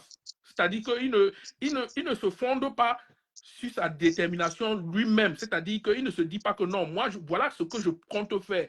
Par exemple, pour la question du franc CFA, voilà ce que je compte faire. Je vous dis, une monnaie, vous ne pouvez pas une monnaie qui est dans un trésor public d'un autre pays et vous allez me dire que vous allez venir changer le pays. Vous allez changer quoi? Mais c'est ça la question, Jean-Jacques Dédé. Le problème, c'est que pour changer la monnaie, faire tout cela, il faut déjà une équipe sur place pour implémenter. Justement, donc, il faut donc que l'équipe, oui, je suis d'accord avec toi, il faut donc que l'équipe sur place, là, ils aient cette ambition-là. Bon, qu'en pense Oncle Kafo sur la question? Sur la Parce que question, l'équipe en place, je te dirais que l'équipe en place n'a pas pu le faire depuis 42 ans. Ce n'est pas en 2025 qu'ils viendront nous dire qu'ils vont changer le Cameroun. Félix, eux, ils sont complètement largués parce que voilà. n'avaient même Qui pas est-ce de que tu programme. vois là capable d'apporter ce changement-là? Félix, sur la question, hein, c'est très simple. Nous sommes à moins d'1 an pour les élections au Cameroun. Et si nous pensons que nous sommes tellement distraits, ça veut dire que nous ne souffrons pas vraiment. Ça veut dire que nous n'avons pas les problèmes d'eau, les problèmes d'eau ne nous ont pas suffisamment, ou bien d'électricité, cela ne nous a pas suffisamment menacés, ou bien on n'a pas tellement souffert de ça pour qu'on puisse se distraire. Je vais vous dire une chose. Je suis totalement Ce qui se passe sur les réseaux sociaux est loin d'être très différent de ce qui se passe sur le terrain. Lorsque nous sommes en train de débattre pour le changement au Cameroun, tout à l'heure, vous parlez de communication et vous parlez de la distraction. Je vais vous dire une chose. En ce moment si précis, lorsque vous ouvrez votre caméra, vous commencez à parler des mouvements politiques au Cameroun, les inscriptions sur les listes électorales, comment les gens sont en train de se déployer. Vous devez avoir peut-être 20 personnes qui sont en train de vous suivre actuellement. Lorsque vous êtes en train de parler de 100 caleçons et autres, vous devez être à peu près 1000 personnes. Lorsque vous revenez donc sur la FECAFOOT, vous devez être peut-être à 55 comme je veux voir là et peut-être même plus à 100. Donc du coup, il faut d'abord en avance, mettre en avance cette communication-là, même si prétendre qu'on veut parler de la FECAFOOT, parce que tout est démontré ici, à moins qu'on soit un peu déboussolé dans le cerveau, tout est démontré que la FECAFOOT n'apporte, ou bien le football n'apporte rien sur le développement et sur le changement au Cameroun. Donc, à l'avance, vous pouvez mettre à l'avance ces sujets-là, mais dans ça, on débat sur les vraies questions qui sont des questions dont on est en train de débattre actuellement, comment on fait pour changer les choses au Cameroun. Alors, sur cette question, comment on fait pour changer les choses au Cameroun, ça doit commencer d'abord par l'individu. Parce que tout à l'heure, Jean-Jacques a dit il faudrait qu'on change le système. Que même si n'importe qui vient, il faudrait qu'on change le système et non des personnes. Mais le système est constitué des personnes. Le système, quand on dit changer le système, ce n'est pas une photo ou bien une lettre qu'on doit aller poster là et dire que non, le système a changé. Le système est constitué des personnes.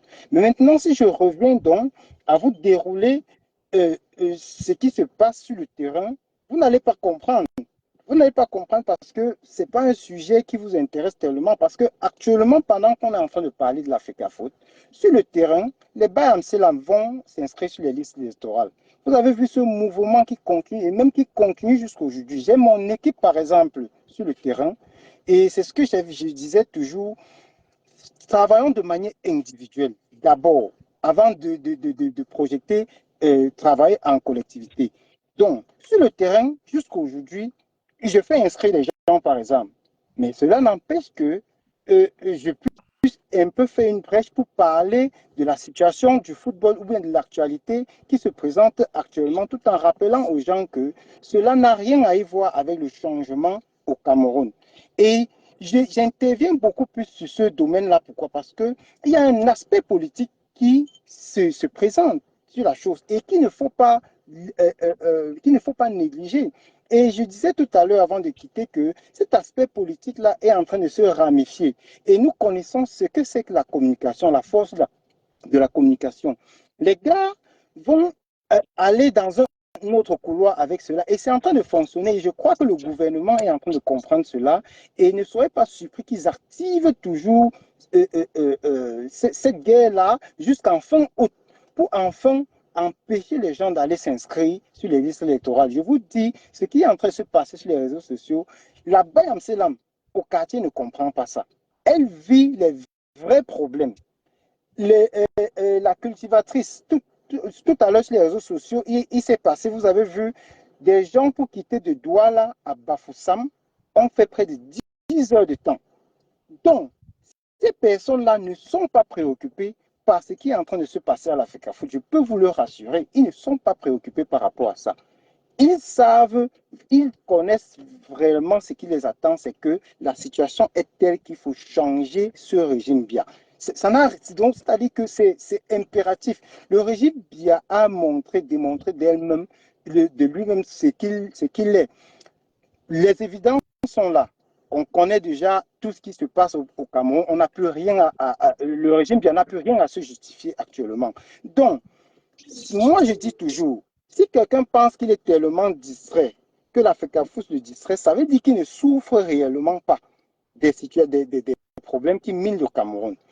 Ça, c'était pour parler de ce sujet. Et les gens sont en train de travailler. Vous voyez comment les gens travaillent. La mobilisation sur les listes électorales, c'est pas là que ça commence. Ouais. Parce qu'on ne va pas commencer à parler peut-être des programmes politiques et tout ça là. Mon frère, tu sais ce que je veux te dire. Quand tu m'as indexé tout à l'heure parlant du système, je vais te dire quelque chose. Même au sein du régime du système, au sein du système Biala, je vais te dire, Félix, tu es bien introduit. Je crois que tu connais cette affaire, l'affaire de Sonara. Est-ce que vous savez que Metou, qui était directeur général de la Sonara, que le système a broyé, qu'ils ont mis en prison aujourd'hui?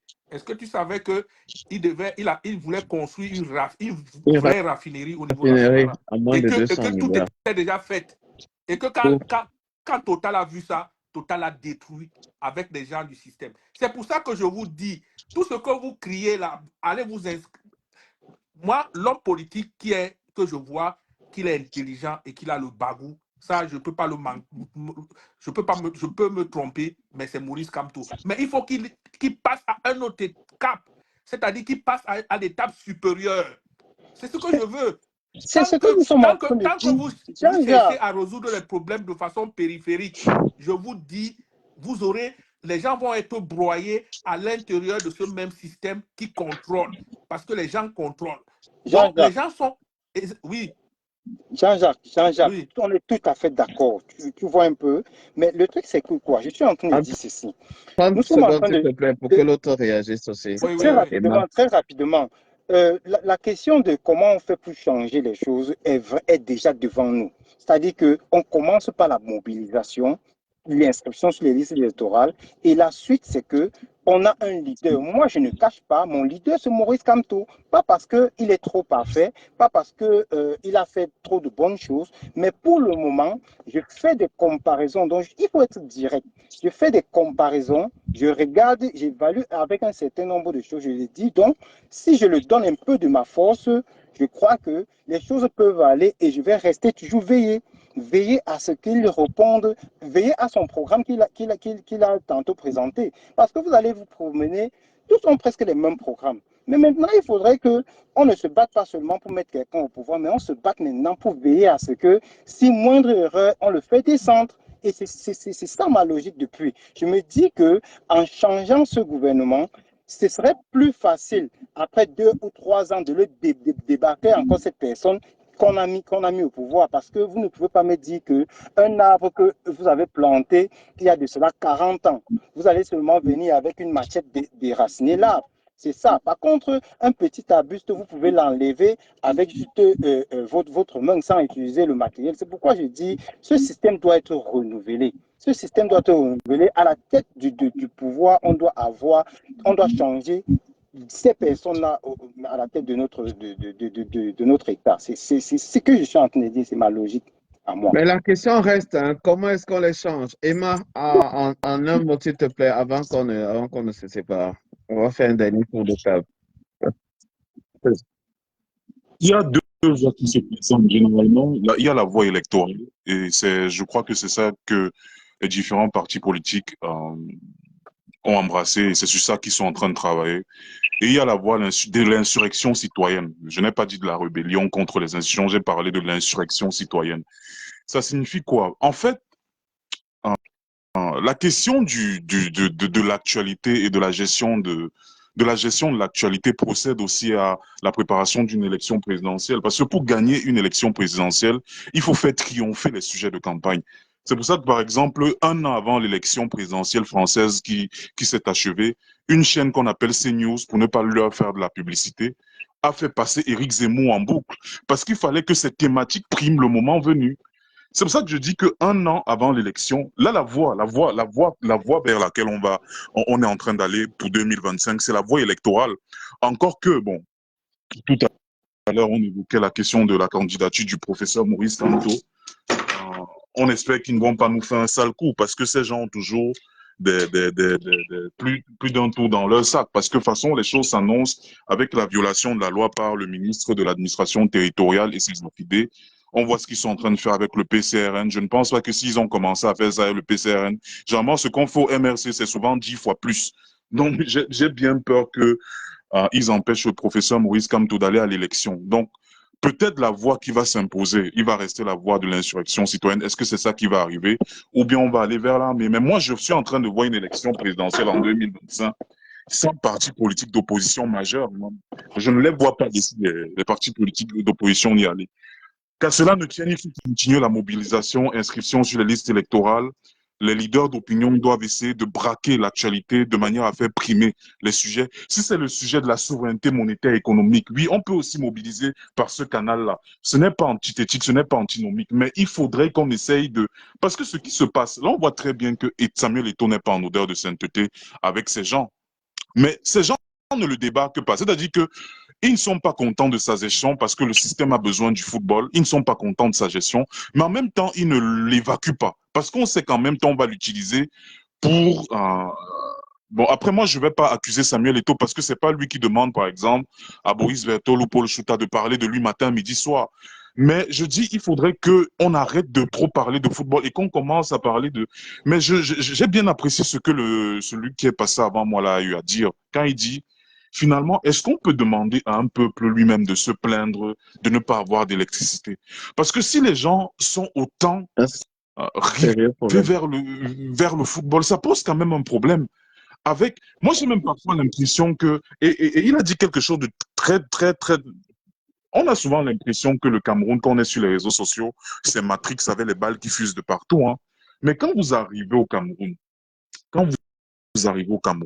vous n'avez même pas l'impression que c'est un pays où il y aura une révolution électorale en 2025. Tellement c'est calme. Les gens souffrent en silence. Les gens, je ne sais pas, peut-être il manque le discours politique qui va permettre d'extravaser les souffrances, mais ça procède aussi à une communication particulière. Et moi, j'estime qu'il faudrait qu'on arrête. La bonne nouvelle pourrait être la démission de Samuel Eto'o, qui ferait que, bon, on arrête de... Même si j'estime que même sa démission, on ira le chercher là-bas pour essayer de le maintenir dans l'actualité. Mais il faudrait qu'on arrête vraiment. Moi, ça commence un peu à bien faire. Il n'y a pas une seule page où vous alliez... Bon, l'autre a parlé de la stratégie. Par exemple, Félix, toi, tu utilises la stratégie. C'est-à-dire que tu mets le foot en avant pour parler des vrais sujets. C'est-à-dire que tu utilises le foot comme appât. Ouais. Ça, c'est une stratégie qu'on peut aussi utiliser. Parce que moi, en fait, au début, j'étais de ceux qui disaient, le football, vraiment, ça n'a jamais développé dans un pays, mais force est de constater que les Camerounais s'intéressent à ce sujet. Donc, il faudrait mieux utiliser cette arme-là en notre avantage, utiliser cette arme comme un appât Tout à fait. pour pouvoir parler en toile de fond des vrais sujets, des vrais sujets. Mais la seule voie qu'on a actuellement et qui ne nous met pas en porte-à-faux avec la République et les institutions, c'est le vote. Et c'est celle que je préconise. Le vote, il faut suivre le vote. Et là-bas devant, on met le candidat, comme il a dit, bien évidemment, on scrute les programmes, on scrute l'idéologie de celui qui doit être là. Ça doit être une idéologie de rupture, de souveraineté monétaire, économique. Et voilà. Même comme j'estime que le peuple, actuellement, la santé mentale du peuple camerounais ne leur accorde pas de réfléchir trop sur les programmes. Je pense que les Camerounais sont en train de... Non, je vous assure, ce peuple n'a pas une bonne santé mentale. On peut l'analyser très vite à distance. Hein.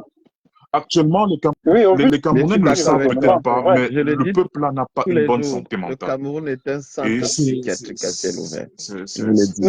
Mais mon frère, ajoutez à ce qu'il faut surveiller les votes, il faut comprendre qu'il faut défendre, et puis c'est le plus important. Parce que je vais vous dire, quand on dit défendre les votes, c'est politique. Ouais. Dans le terme défendre le vote, il faut que les Camerounais comprennent. Quand on dit défendre le vote, ce n'est pas aller le même soir là qu'on a fini le dépouillement et vous restez. C'est pas ça défendre le vote. Défendre le vote, c'est qu'au moment venu, vous savez que vous avez voté et soyez prêts à marcher. Ça, il faut le dire aussi clairement. Mais le politicien ne doit jamais vous dire ça. Le politicien ne va jamais vous dire allez marcher. Il faut être clair. Et Maurice Kamto l'a démontré. C'est-à-dire qu'il vous dit défendez votre vote. Beaucoup de gens ne comprenaient pas. J'étais là pendant la campagne. Moi, je ne suis pas du MSC. Mais j'ai suivi cette campagne-là à la lettre. J'étais là de manière bénévole. Donc, quand lui, il disait surveillez votre vote, il le disait de manière politique.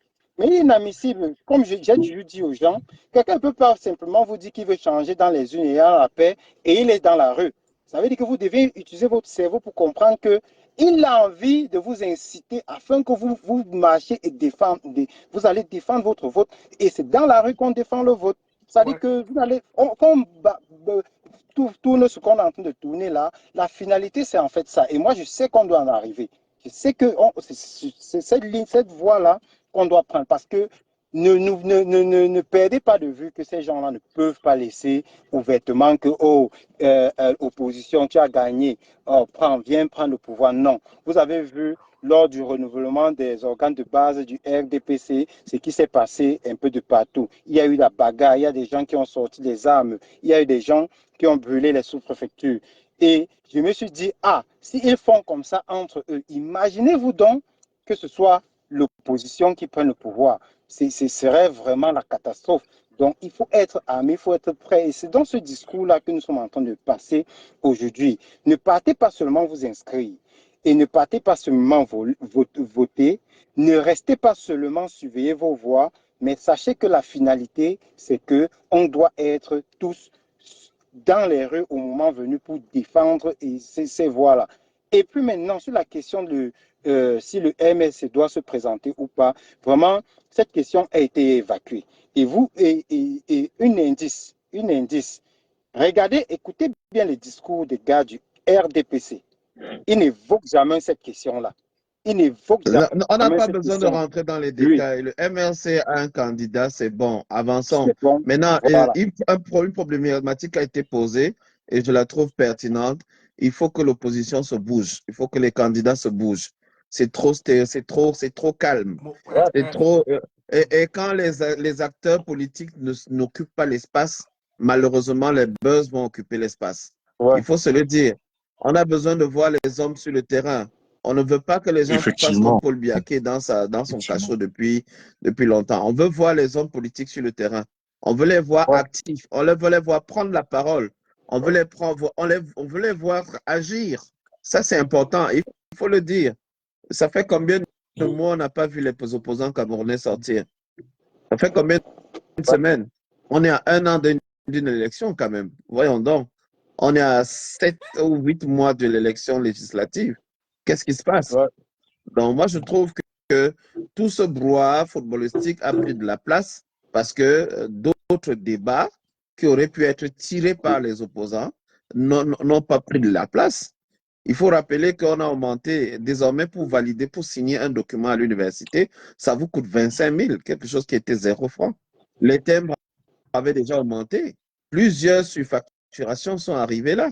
Voilà. On voit le directeur de Canal 2 faire toute une cérémonie pour demander l'élection, la candidature prochaine de M. Biya qui aura 92 ans. Et ça n'émeut personne. On a vu le congrès du PCRN.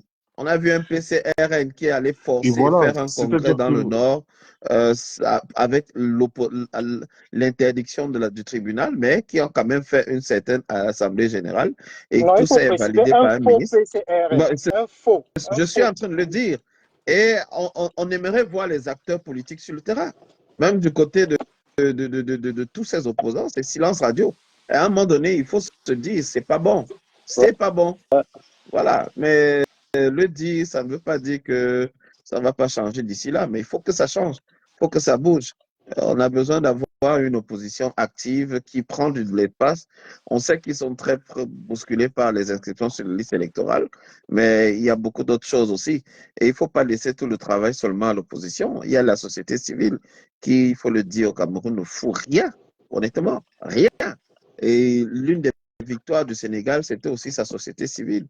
Je rappelle à ceux qui nous écoutent que les médias couvrent l'élection présidentielle au Sénégal. Donc, quand ils sont sortis des urnes, ils publient les résultats sortis des urnes, ils en parlent. Et chacun peut utiliser sa calculette pour pour compiler les résultats sur Excel. Donc, au Cameroun, c'est interdit. Alors, qu'est-ce qu'on fait? Je trouve que non, mais Félix, en 92, en 92, les élections présidentielles que John Fouli avait gagnées, ça avait été fait. Hein. La Sainte Trinité avait couvert toutes les élections à l'époque. Et 24 heures ou je crois 48 heures après, Messager, le journal de Alain Gustave Azébazé, là, ça s'appelait encore comment là. Et puis, Nouvelle Expression, ils avaient sorti les résultats. Hein. Ça s'est fait. Mais le moment là, comme tu dis, il y avait une bonne société civile et la presse de l'opposition était en symbiose avec l'Union pour le changement. Donc, c'est ça que je voulais ajouter. Donc, et pour parler de la communication aussi, Félix, tu sais, au Cameroun, on n'a pas, il n'y a aucun média qui peut s'ouvrir comme ça et matin, midi, soit parler de l'opposition comme ça facilement. Mais si, moi, c'est le conseil que je donne toujours peut-être au parti du MS et tout. Je dis, les gars doivent se mobiliser quand même, créer une sorte de communication qui doit être très active tous les jours. Vraiment, moi, je pense que, parce que vous n'allez pas attendre la CATV ou Equinox qui doit venir parler de l'opposition. Il faudrait que les gars s'activent quand même, utilisant les moyens comme Internet, pour communiquer de temps en temps, créer des buzz politiques, comme je dis souvent, créer des sortes de buzz politiques. Et avec ça, je pense que les gens seront beaucoup plus éduqués et beaucoup plus éveillés. Ça, c'est ce que je peux dire. Maintenant, pour chuter, avant de partir, sur la question de la fête à faute et de tout ce qui se passe là, vraiment, moi, ma position, c'est quoi? C'est que les Camerounais doivent comprendre ça une fois de plus. Ce qui est en train de se passer là n'a rien à y voir avec le changement. Sinon, vous allez m'expliquer que, admettons donc que Samuel Eto'o a gagné tout ce qu'il a gagné là, et on dit oui, Samuel Eto'o a gagné. Quel est le processus? C'est la question que je pose depuis. Quel sera le processus qui va transformer ou bien quelle sera la chimie qui va faire en sorte que Biya quitte du pouvoir immédiatement parce que Samuel Eto'o a gagné face au ministère des Sports. Moi, j'aimerais que les gens viennent m'expliquer ce processus-là parce qu'ils ont tantôt dit que Biya Eto'o veut le changement. Jusque-là, je veux être aussi bête, mais je n'arrive pas à comprendre quel est le processus et qui va se passer. Parce que quand bien même on dit que Eto'o, s'il gagne, ce serait peut-être Vondoayolo qui gagne, par exemple. Et ce serait ça le changement. Donc ça, c'est une question que je laisse comme ça, que les gens viennent m'expliquer par quel processus, par quel canal ça va se produire. Mon frère, toi qui aimes bien, mais c'est l'attends, avant que tu ne parles, je vais te dire quelque chose. Parce que ce que les gens ne savent pas, c'est que les gens du système là ne sont pas bêtes. Vous savez, à un moment donné, les gars ont lancé sur la voie publique que Biya a résilié les accords avec le système français. C'est pour ça que les gens veulent le tuer et tout et tout et tout. Ça veut dire qu'ils savent que la mouvance en Afrique maintenant et la vraie mouvance, le vrai changement va venir de là. C'est pour ça qu'ils s'arc-boutent sur ces choses-là. Ils disent que non, il faut voter Biya parce que Biya veut rompre avec le système français et tout et tout. C'est pour ça que je dis, et je le dis encore, que dans votre programme politique, vous devez aller plus loin. C'est-à-dire que le leader Maurice Kamto doit aller un peu plus loin que ce qu'il est là. C'est-à-dire que aborder les questions qui fâchent, les questions de souveraineté nationale, aborder ces questions-là dans son programme. Parce que j'ai comme impression, dans son programme de 2018, que ces questions ne sont pas abordées.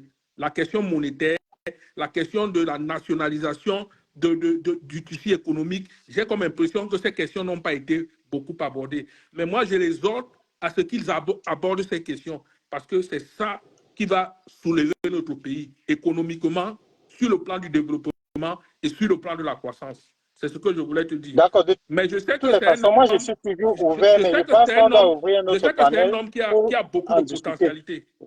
Et qui a beaucoup de potentialité, qui a le bagou et qui a la carrure nécessaire. Bon, moi, je suis toujours ouvert. Donc, j'espère Félix doit ouvrir notre panel pour qu'on en parle de ces choses-là. Donc, je pense que c'est très important, justement. Donc, vraiment, d'ici à là, vraiment, je pense que je vais vous laisser. Bonne continuation. Je vais vous suivre, je vais continuer de vous suivre. Je serai en chemin là. Je vais continuer de vous suivre. Je vais laisser une autre personne monter. Parfait. Il y a Steve Amand qui voulait donner son avis avant qu'on ne se sépare. On va couper dans quelques minutes. Ouais, on va demander aux uns aux autres de mettre fin un dernier tour de cœur et de partage. Le live a été super bien signalé et ces gens sont probablement très contents. Mais qu'à cela ne tienne, le message est passé. On profite du football pour revenir sur les thématiques centrales qui consistent à parler un peu de véritables changements au Cameroun. En tout cas, merci Emma et merci Jean-Jacques Dédé pour vos avis. Donc, merci beaucoup. Merci, je vous laisse.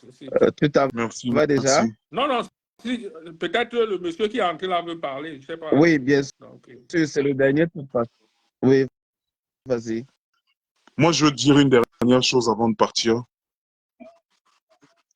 En fait, je voulais revenir sur un point sur la communication. C'est vrai que j'estime aussi qu'on est un peu dur avec les hommes politiques parce qu'ils essayent. L'environnement du Cameroun n'est pas facile parce que être homme politique au Cameroun, c'est être en face d'un peuple apeuré qui n'est pas prêt à souvent être au rendez-vous des grandes batailles. Donc, c'est pas évident. Mais moi, je dis, peut-être comme début de solution, il faudrait qu'il y ait une communication apocalyptique parce que peut-être les Camerounais ne voient pas ce qui vient. Le scénario catastrophique serait justement que ces gens rempilent en 2025. Et là, on aura forcément un président, parce que moi, après, c'est vrai que c'est ce que je pense. Je pense dans le fond de mon cœur que le président Paul Biya va mourir au pouvoir. Moi, ma bataille, c'est de pouvoir empêcher qu'il ne meure au pouvoir, dans le sens où est-ce qu'on peut provoquer une alternance avant? Parce que ça, c'est le scénario chaotique. Hein. C'est le scénario qui me fait peur, parce que avec les schismes au sein de la société camerounaise, peut-être les gens négligent ça. Les gens banalisent ça et peut-être les gens convoquent trop la grandeur et la responsabilité du peuple camerounais. Grandeur et responsabilité auquel moi je ne crois plus. Ça va être la chienlit. Et je pense que peut-être il faudrait dire aux Camerounais que si vous ne prenez pas vos responsabilités maintenant, ce qui arrive devant, ce sera du venez voir aller raconter. Et ça sera pour beaucoup un moment de tristesse, d'opprobre, de lamentation terrible. Parce que l'armée va entrer en scène, ce qui va, et l'armée qui aura elle-même du mal à imposer son autorité, à établir son autorité. Donc, ce sont des forces de l'ordre. On aimerait bien que les forces de l'ordre remettent l'ordre. Mais on n'est pas sûr qu'en l'état, l'armée soit capable d'instaurer l'ordre. On a les relents, on a les blessures historiques à l'intérieur du Cameroun. On a les schismes historiques. Il y a des désirs de vengeance. Il y a des désirs de... Donc, c'est un scénario que moi, je trouve catastrophique. Et peut-être les Camerounais ne sont pas conscients de ça. Bon, c'est vrai aussi que tout à l'heure, j'ai dit, on a affaire à un peuple qui a une santé mentale défaillante, qui les gens se lèvent le matin pour survivre, en fait. Et c'est une équation très complexe. Hein. Je ne suis pas sûr qu'il y ait eu beaucoup de pays dans le monde qui aient fait face à ça. C'est que la difficulté de la révolution camerounaise, c'est comment faire la révolution sans le peuple. Parce que le peuple n'est pas très présent. Et je pense que celui qui pourrait trouver une solution exacte en tout point de vue a peut-être un QI de 300. Moi, c'était mon dernier mot. Merci de nous avoir accordé Merci la à toi, parole. Emma. Alors, Bien on des a choses à vous. donc Steve Amand qui voulait réagir sur l'actualité. On t'écoute, Steve Amand. Oui, Félix, merci pour la parole. Je voulais juste répondre à Jean-Jacques qui disait, qui faisait la proposition comme quoi Maurice Kamto doit vraiment décliner ses intentions en ce qui concerne le front ou bien je crois qu'il a parlé du franc CFA, a parlé du néocolonialisme et tout ça. Moi, ce que je veux dire, c'est que aucun homme politique de l'opposition au Cameroun n'a intérêt à décliner ses intentions concernant ou bien un affront contre le néocolonialisme, au risque de mettre derrière à son dos, bien derrière lui, la machine du néocolonialisme derrière lui. Parce que il faut qu'on soit clair sur quelque chose. La fraction de la population qui sera convaincue par ces arguments est très minime. Il y a très peu de personnes qui vont se dire, OK, Maurice Kamto a dit qu'il va rompre, il va carrément rompre avec la France. Il y a très peu de personnes qui sont assez matures au Cameroun pour comprendre. Il n'y a qu'à voir, par exemple, ce qui se passe aujourd'hui avec les partisans d'Ito. Parce que quand tu ne soutiens pas Ito aujourd'hui, ils sont arrivés à dire que en 2025, ils vont sanctionner le MRC. Tu comprends que les Camerounais n'ont pas assez souffert. Parce que si déjà, on ne peut pas convaincre les Camerounais, déjà, on ne peut pas convaincre la population par le manque d'eau, par le manque d'électricité, ça sert à quoi de dire encore que je me mets contre le néocolonialisme? Ça, ce sont des choses qu'on fait quand on est déjà au pouvoir. On doit pouvoir marquer ou bien acter cette rupture quand on est au pouvoir.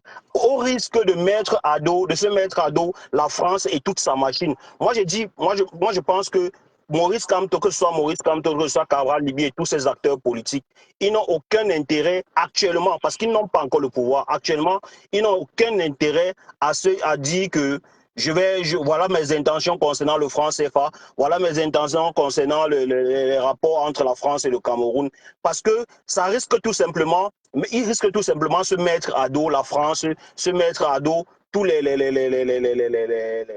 cette machine qui contribue à bloquer notre pays. Maintenant, je vais revenir peut-être sur, pour ne pas monopoliser la parole, je vais revenir sur ce que Jean-Jacques disait au départ, que je paraphrase, il disait que le véritable changement, c'est la rupture totale avec le système néocolonial. Je suis d'accord, mais sauf que ce n'est pas le néocolonialisme qui fait à ce que le stade de Olembe n'est pas construit. La question de la qualité des hommes revient toujours. Malgré le franc CFA, on a toujours au moins 4 000 milliards qu'on doit gérer. Comment est-ce que ces 4 000 milliards-là sont gérés au quotidien? Si on n'a pas des dirigeants qui sont capables, je suis d'accord qu'aucun pays ne se développe avec une monnaie étrangère. Je suis d'accord, ça c'est un autre combat qui peut être mené parallèlement. Mais sauf que la qualité des hommes même qui sont déjà en place, comment est-ce qu'ils gèrent ces 4 000 milliards? On a les détournements ici, on a un chef qui ne dit rien, qui ne frappe pas la main sur la table. Olembe est à quelques mètres de M. Biya. Qu'est-ce qu'il dit? Un stade qui porte son nom. Il n'a rien dit jusqu'à aujourd'hui. Donc, moi, je me dis, on ne va pas se dire que pour changer, il faut automatiquement qu'on brise, on mette une rupture entre, je ne sais pas, peut-être le franc CFA ou bien la France et toutes ces choses-là. Ça, c'est un combat qui peut être mené parallèlement dans le cadre du panafricanisme et autres. Mais dans notre pays, on a un problème de la qualité des hommes. C'est ce que je voulais dire. Je vois que le live finit déjà, mais je vais m'arrêter là. Non. Tu as évoqué plusieurs points, mais tu te trompes un peu parce que je pense que pour la qualité des hommes, on en a. Je t'ai dit que Metou voulait raffiner le pétrole sur place, mais le système l'a broyé. Il est parti en prison pour rien. Et il y en a beaucoup comme ça qui veulent faire des choses, mais que le système est en train de broyer. Et le système les broie, pourquoi? Parce qu'il y a une concurrence féroce avec Total qui va s'installer et tout ça là. On ne va plus, ça sera plus comme avant. Donc, si on ne comprend pas ça, si on ne comprend pas le problème de notre tissu économique, on ne peut rien faire. Son coin aller dans la rupture. Hein.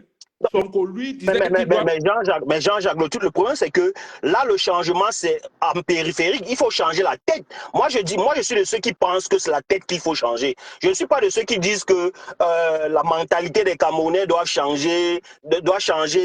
Non, moi, je suis de ceux qui pensent que pour donner un dynamisme à ce pays, il faut changer d'abord la tête. Moi, je suis de ceux qui pensent que Paul Biya doit d'abord partir avant qu'on ne voie ce qu'il faut faire. Parce que dans ce système-ci, peu importe qui tu es, peu importe, tu vas échouer, même si tu occupes quel poste. On ne doit pas changer la tête quand ceux qui veulent faire changer la tête veulent continuer à faire allégeance. Ne veulent pas, dans leur programme politique, tu ne sens pas qu'ils veulent développer le tissu économique à l'intérieur du Cameroun. On ne peut pas. C'est-à-dire que si tu veux changer, tu peux même avoir les hommes de qualité. Mais si tu as une économie qui est tournée vers l'extérieur, que 80% de ton économie est tournée vers l'extérieur, et que les gens, à chaque fois, ils font la fuite des capitaux pour aller investir chez eux, et que chez toi, c'est les brutis qu'on laisse. Tu crois que comment est-ce que l'impôt va se payer comment? Non, mais Jean-Jacques, quand tu parles, tu me donnes l'impression que tu n'as pas lu les programmes politiques. Tous les candidats proposent comment ils vont diversifier, comment est-ce qu'ils comptent améliorer cela. Donne-moi un programme, par exemple, que toi, tu as lu. Parce que moi, j'ai essayé aussi de parcourir le programme économique de certains, mais bon. Donc, je ne vais pas faire une critique ici. Il faut aller lire le programme politique de Maurice Kamto, par exemple. Il y a un gars, par exemple, aux États-Unis, là, à l'époque, je le suivais beaucoup. Il y a, je ne sais pas, Félix, tu dois le connaître. Il dit qu'il est économiste comme ça, là. Ou c'est Ndema qui, là? Ndemafo, qui avait déroulé le programme économique du professeur Kamto. Moi, j'ai bien suivi. C'est-à-dire qu'il avait fait une conjonction. À l'époque, il avait étudié tous ces programmes économiques-là. Je crois que j'avais suivi son live aussi et tout ça là dans ces programmes. Je te dis qu'il y a beaucoup il y a beaucoup. Je ne dis pas qu'il y a la qualité des hommes. C'est-à-dire que si c'est au Cameroun, il y a la qualité des hommes. Je dis même à l'intérieur du pouvoir, il y a des hommes de qualité. Ça, je peux le dire comme ça, là, mais ils sont seulement broyés par le système. Ils sont broyés par le système. Je vous dis, le problème anglophone qui est là, tant qu'on ne le résout pas de façon profonde, il va jaillir encore.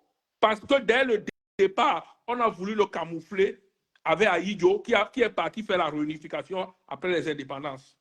Alors qu'il fallait d'abord faire la réunification parce qu'on était deux mentalités qui étaient différentes. Donc, c'est de ça que je parle. Mais je ne veux pas dire que... Jean-Jacques, la particularité de ce système, c'est qu'il repose entièrement sur un seul homme, premièrement. Parce que une fois que cet homme-là tombe, le système en lui-même va s'effondrer comme un jeu de cartes. C'est ce que tu penses. Non, c'est pas ce que je pense. La preuve, c'est qu'ils sont en train... Ce système est comme les pions du damier. C'est-à-dire que... Tu sais comme tu joues au damier, là. Les gars qui jouent au damier, quand ils sont forts, là, tu connais comment c'est comme ça que ça s'étend. Je suis désolé. Peut-être c'est à voir, à vérifier de trop près. Donc, en tout cas, bon, on peut dire tout ce qu'on veut, mais je vous dis, tant que vous voulez résoudre le problème camerounais de façon périphérique, on n'arrivera pas. On ne le résout pas de façon périphérique. Le problème, c'est que tu ne vas jamais le résoudre avec le système qui est en place là. Oui, la première étape serait donc un changement complet du système en place. Confier les rênes de l'État à quelqu'un d'autre et s'assurer le contrôle du peuple pour que ses aspirations soient mises en application. C'est ça. Voilà, c'est ce que je dis. Mais ce système de contrôle, on a fait plusieurs lives ici où on parlait du fédéralisme. Il faut voir les formes de l'État. Il faudra revoir la forme de l'État. Éviter de tout centraliser sur Yaoundé et essayer de trouver le moyen de mettre en place une sorte de développement participatif qui permet aux différentes communautés locales de s'impliquer dans la gestion de l'État et dans le processus de développement. Félix, moi je vous laisse, j'ai un coup de fil là. Merci beaucoup à toi Jean-Jacques Dédé. Alors, ton mot de fin, oui, exactement ce que tu as dit. Il faut mettre.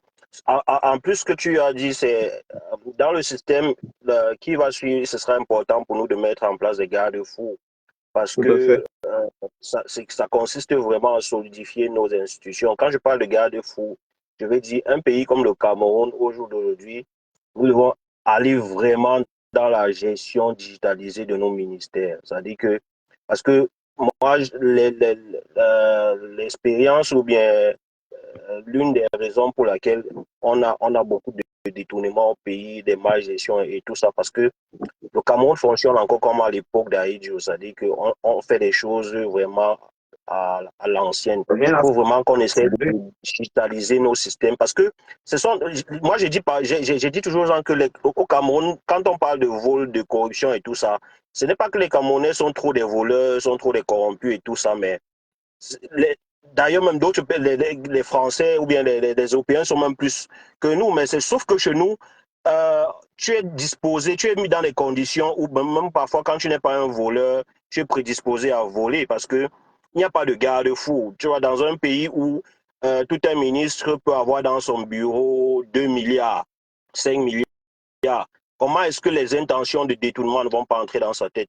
Il y a des pays, par exemple, où nous sommes ici, là, vous pouvez être ministre, maire d'une ville, mais vous ne voyez pas l'argent avec la couleur des yeux parce que tout est digitalisé. Tout est digitalisé. Donc, il faut que nous, on arrive à moi, ça, ce sont l'une des propositions que moi, je me bats à faire pour l'opposition, c'est-à-dire que être dans et trouver, et le Cameroun a ce potentiel-là, c'est-à-dire on a le potentiel, on n'a pas besoin de chercher ailleurs. Trouver comment digitaliser tous les portefeuilles de notre pays, de nos ministères au pays, et ça va aller un peu mieux. C'est ce que je pourrais dire. Ok, bye à vous. Ok, merci à toi, merci à toi pour ta contribution, Armand. Merci à toi, merci à tous ceux qui ont contribué. Merci également à tous ceux qui ont signalé le direct parce que juste à la fin, on va simplement les bloquer. On va simplement les bloquer. Merci et bonne soirée à tous. Vivement que mardi, il y a le deuxième match en Angola. Vivement que ces polémiques au sein de la tanière, on les mette de côté. Nous n'en parlerons plus d'ailleurs et nous allons nous concentrer sur les inscriptions sur les listes électorales et le processus de changement au Cameroun. Bonne soirée à tous et rendez-vous lundi pour nos traditionnelles rencontres. Ciao.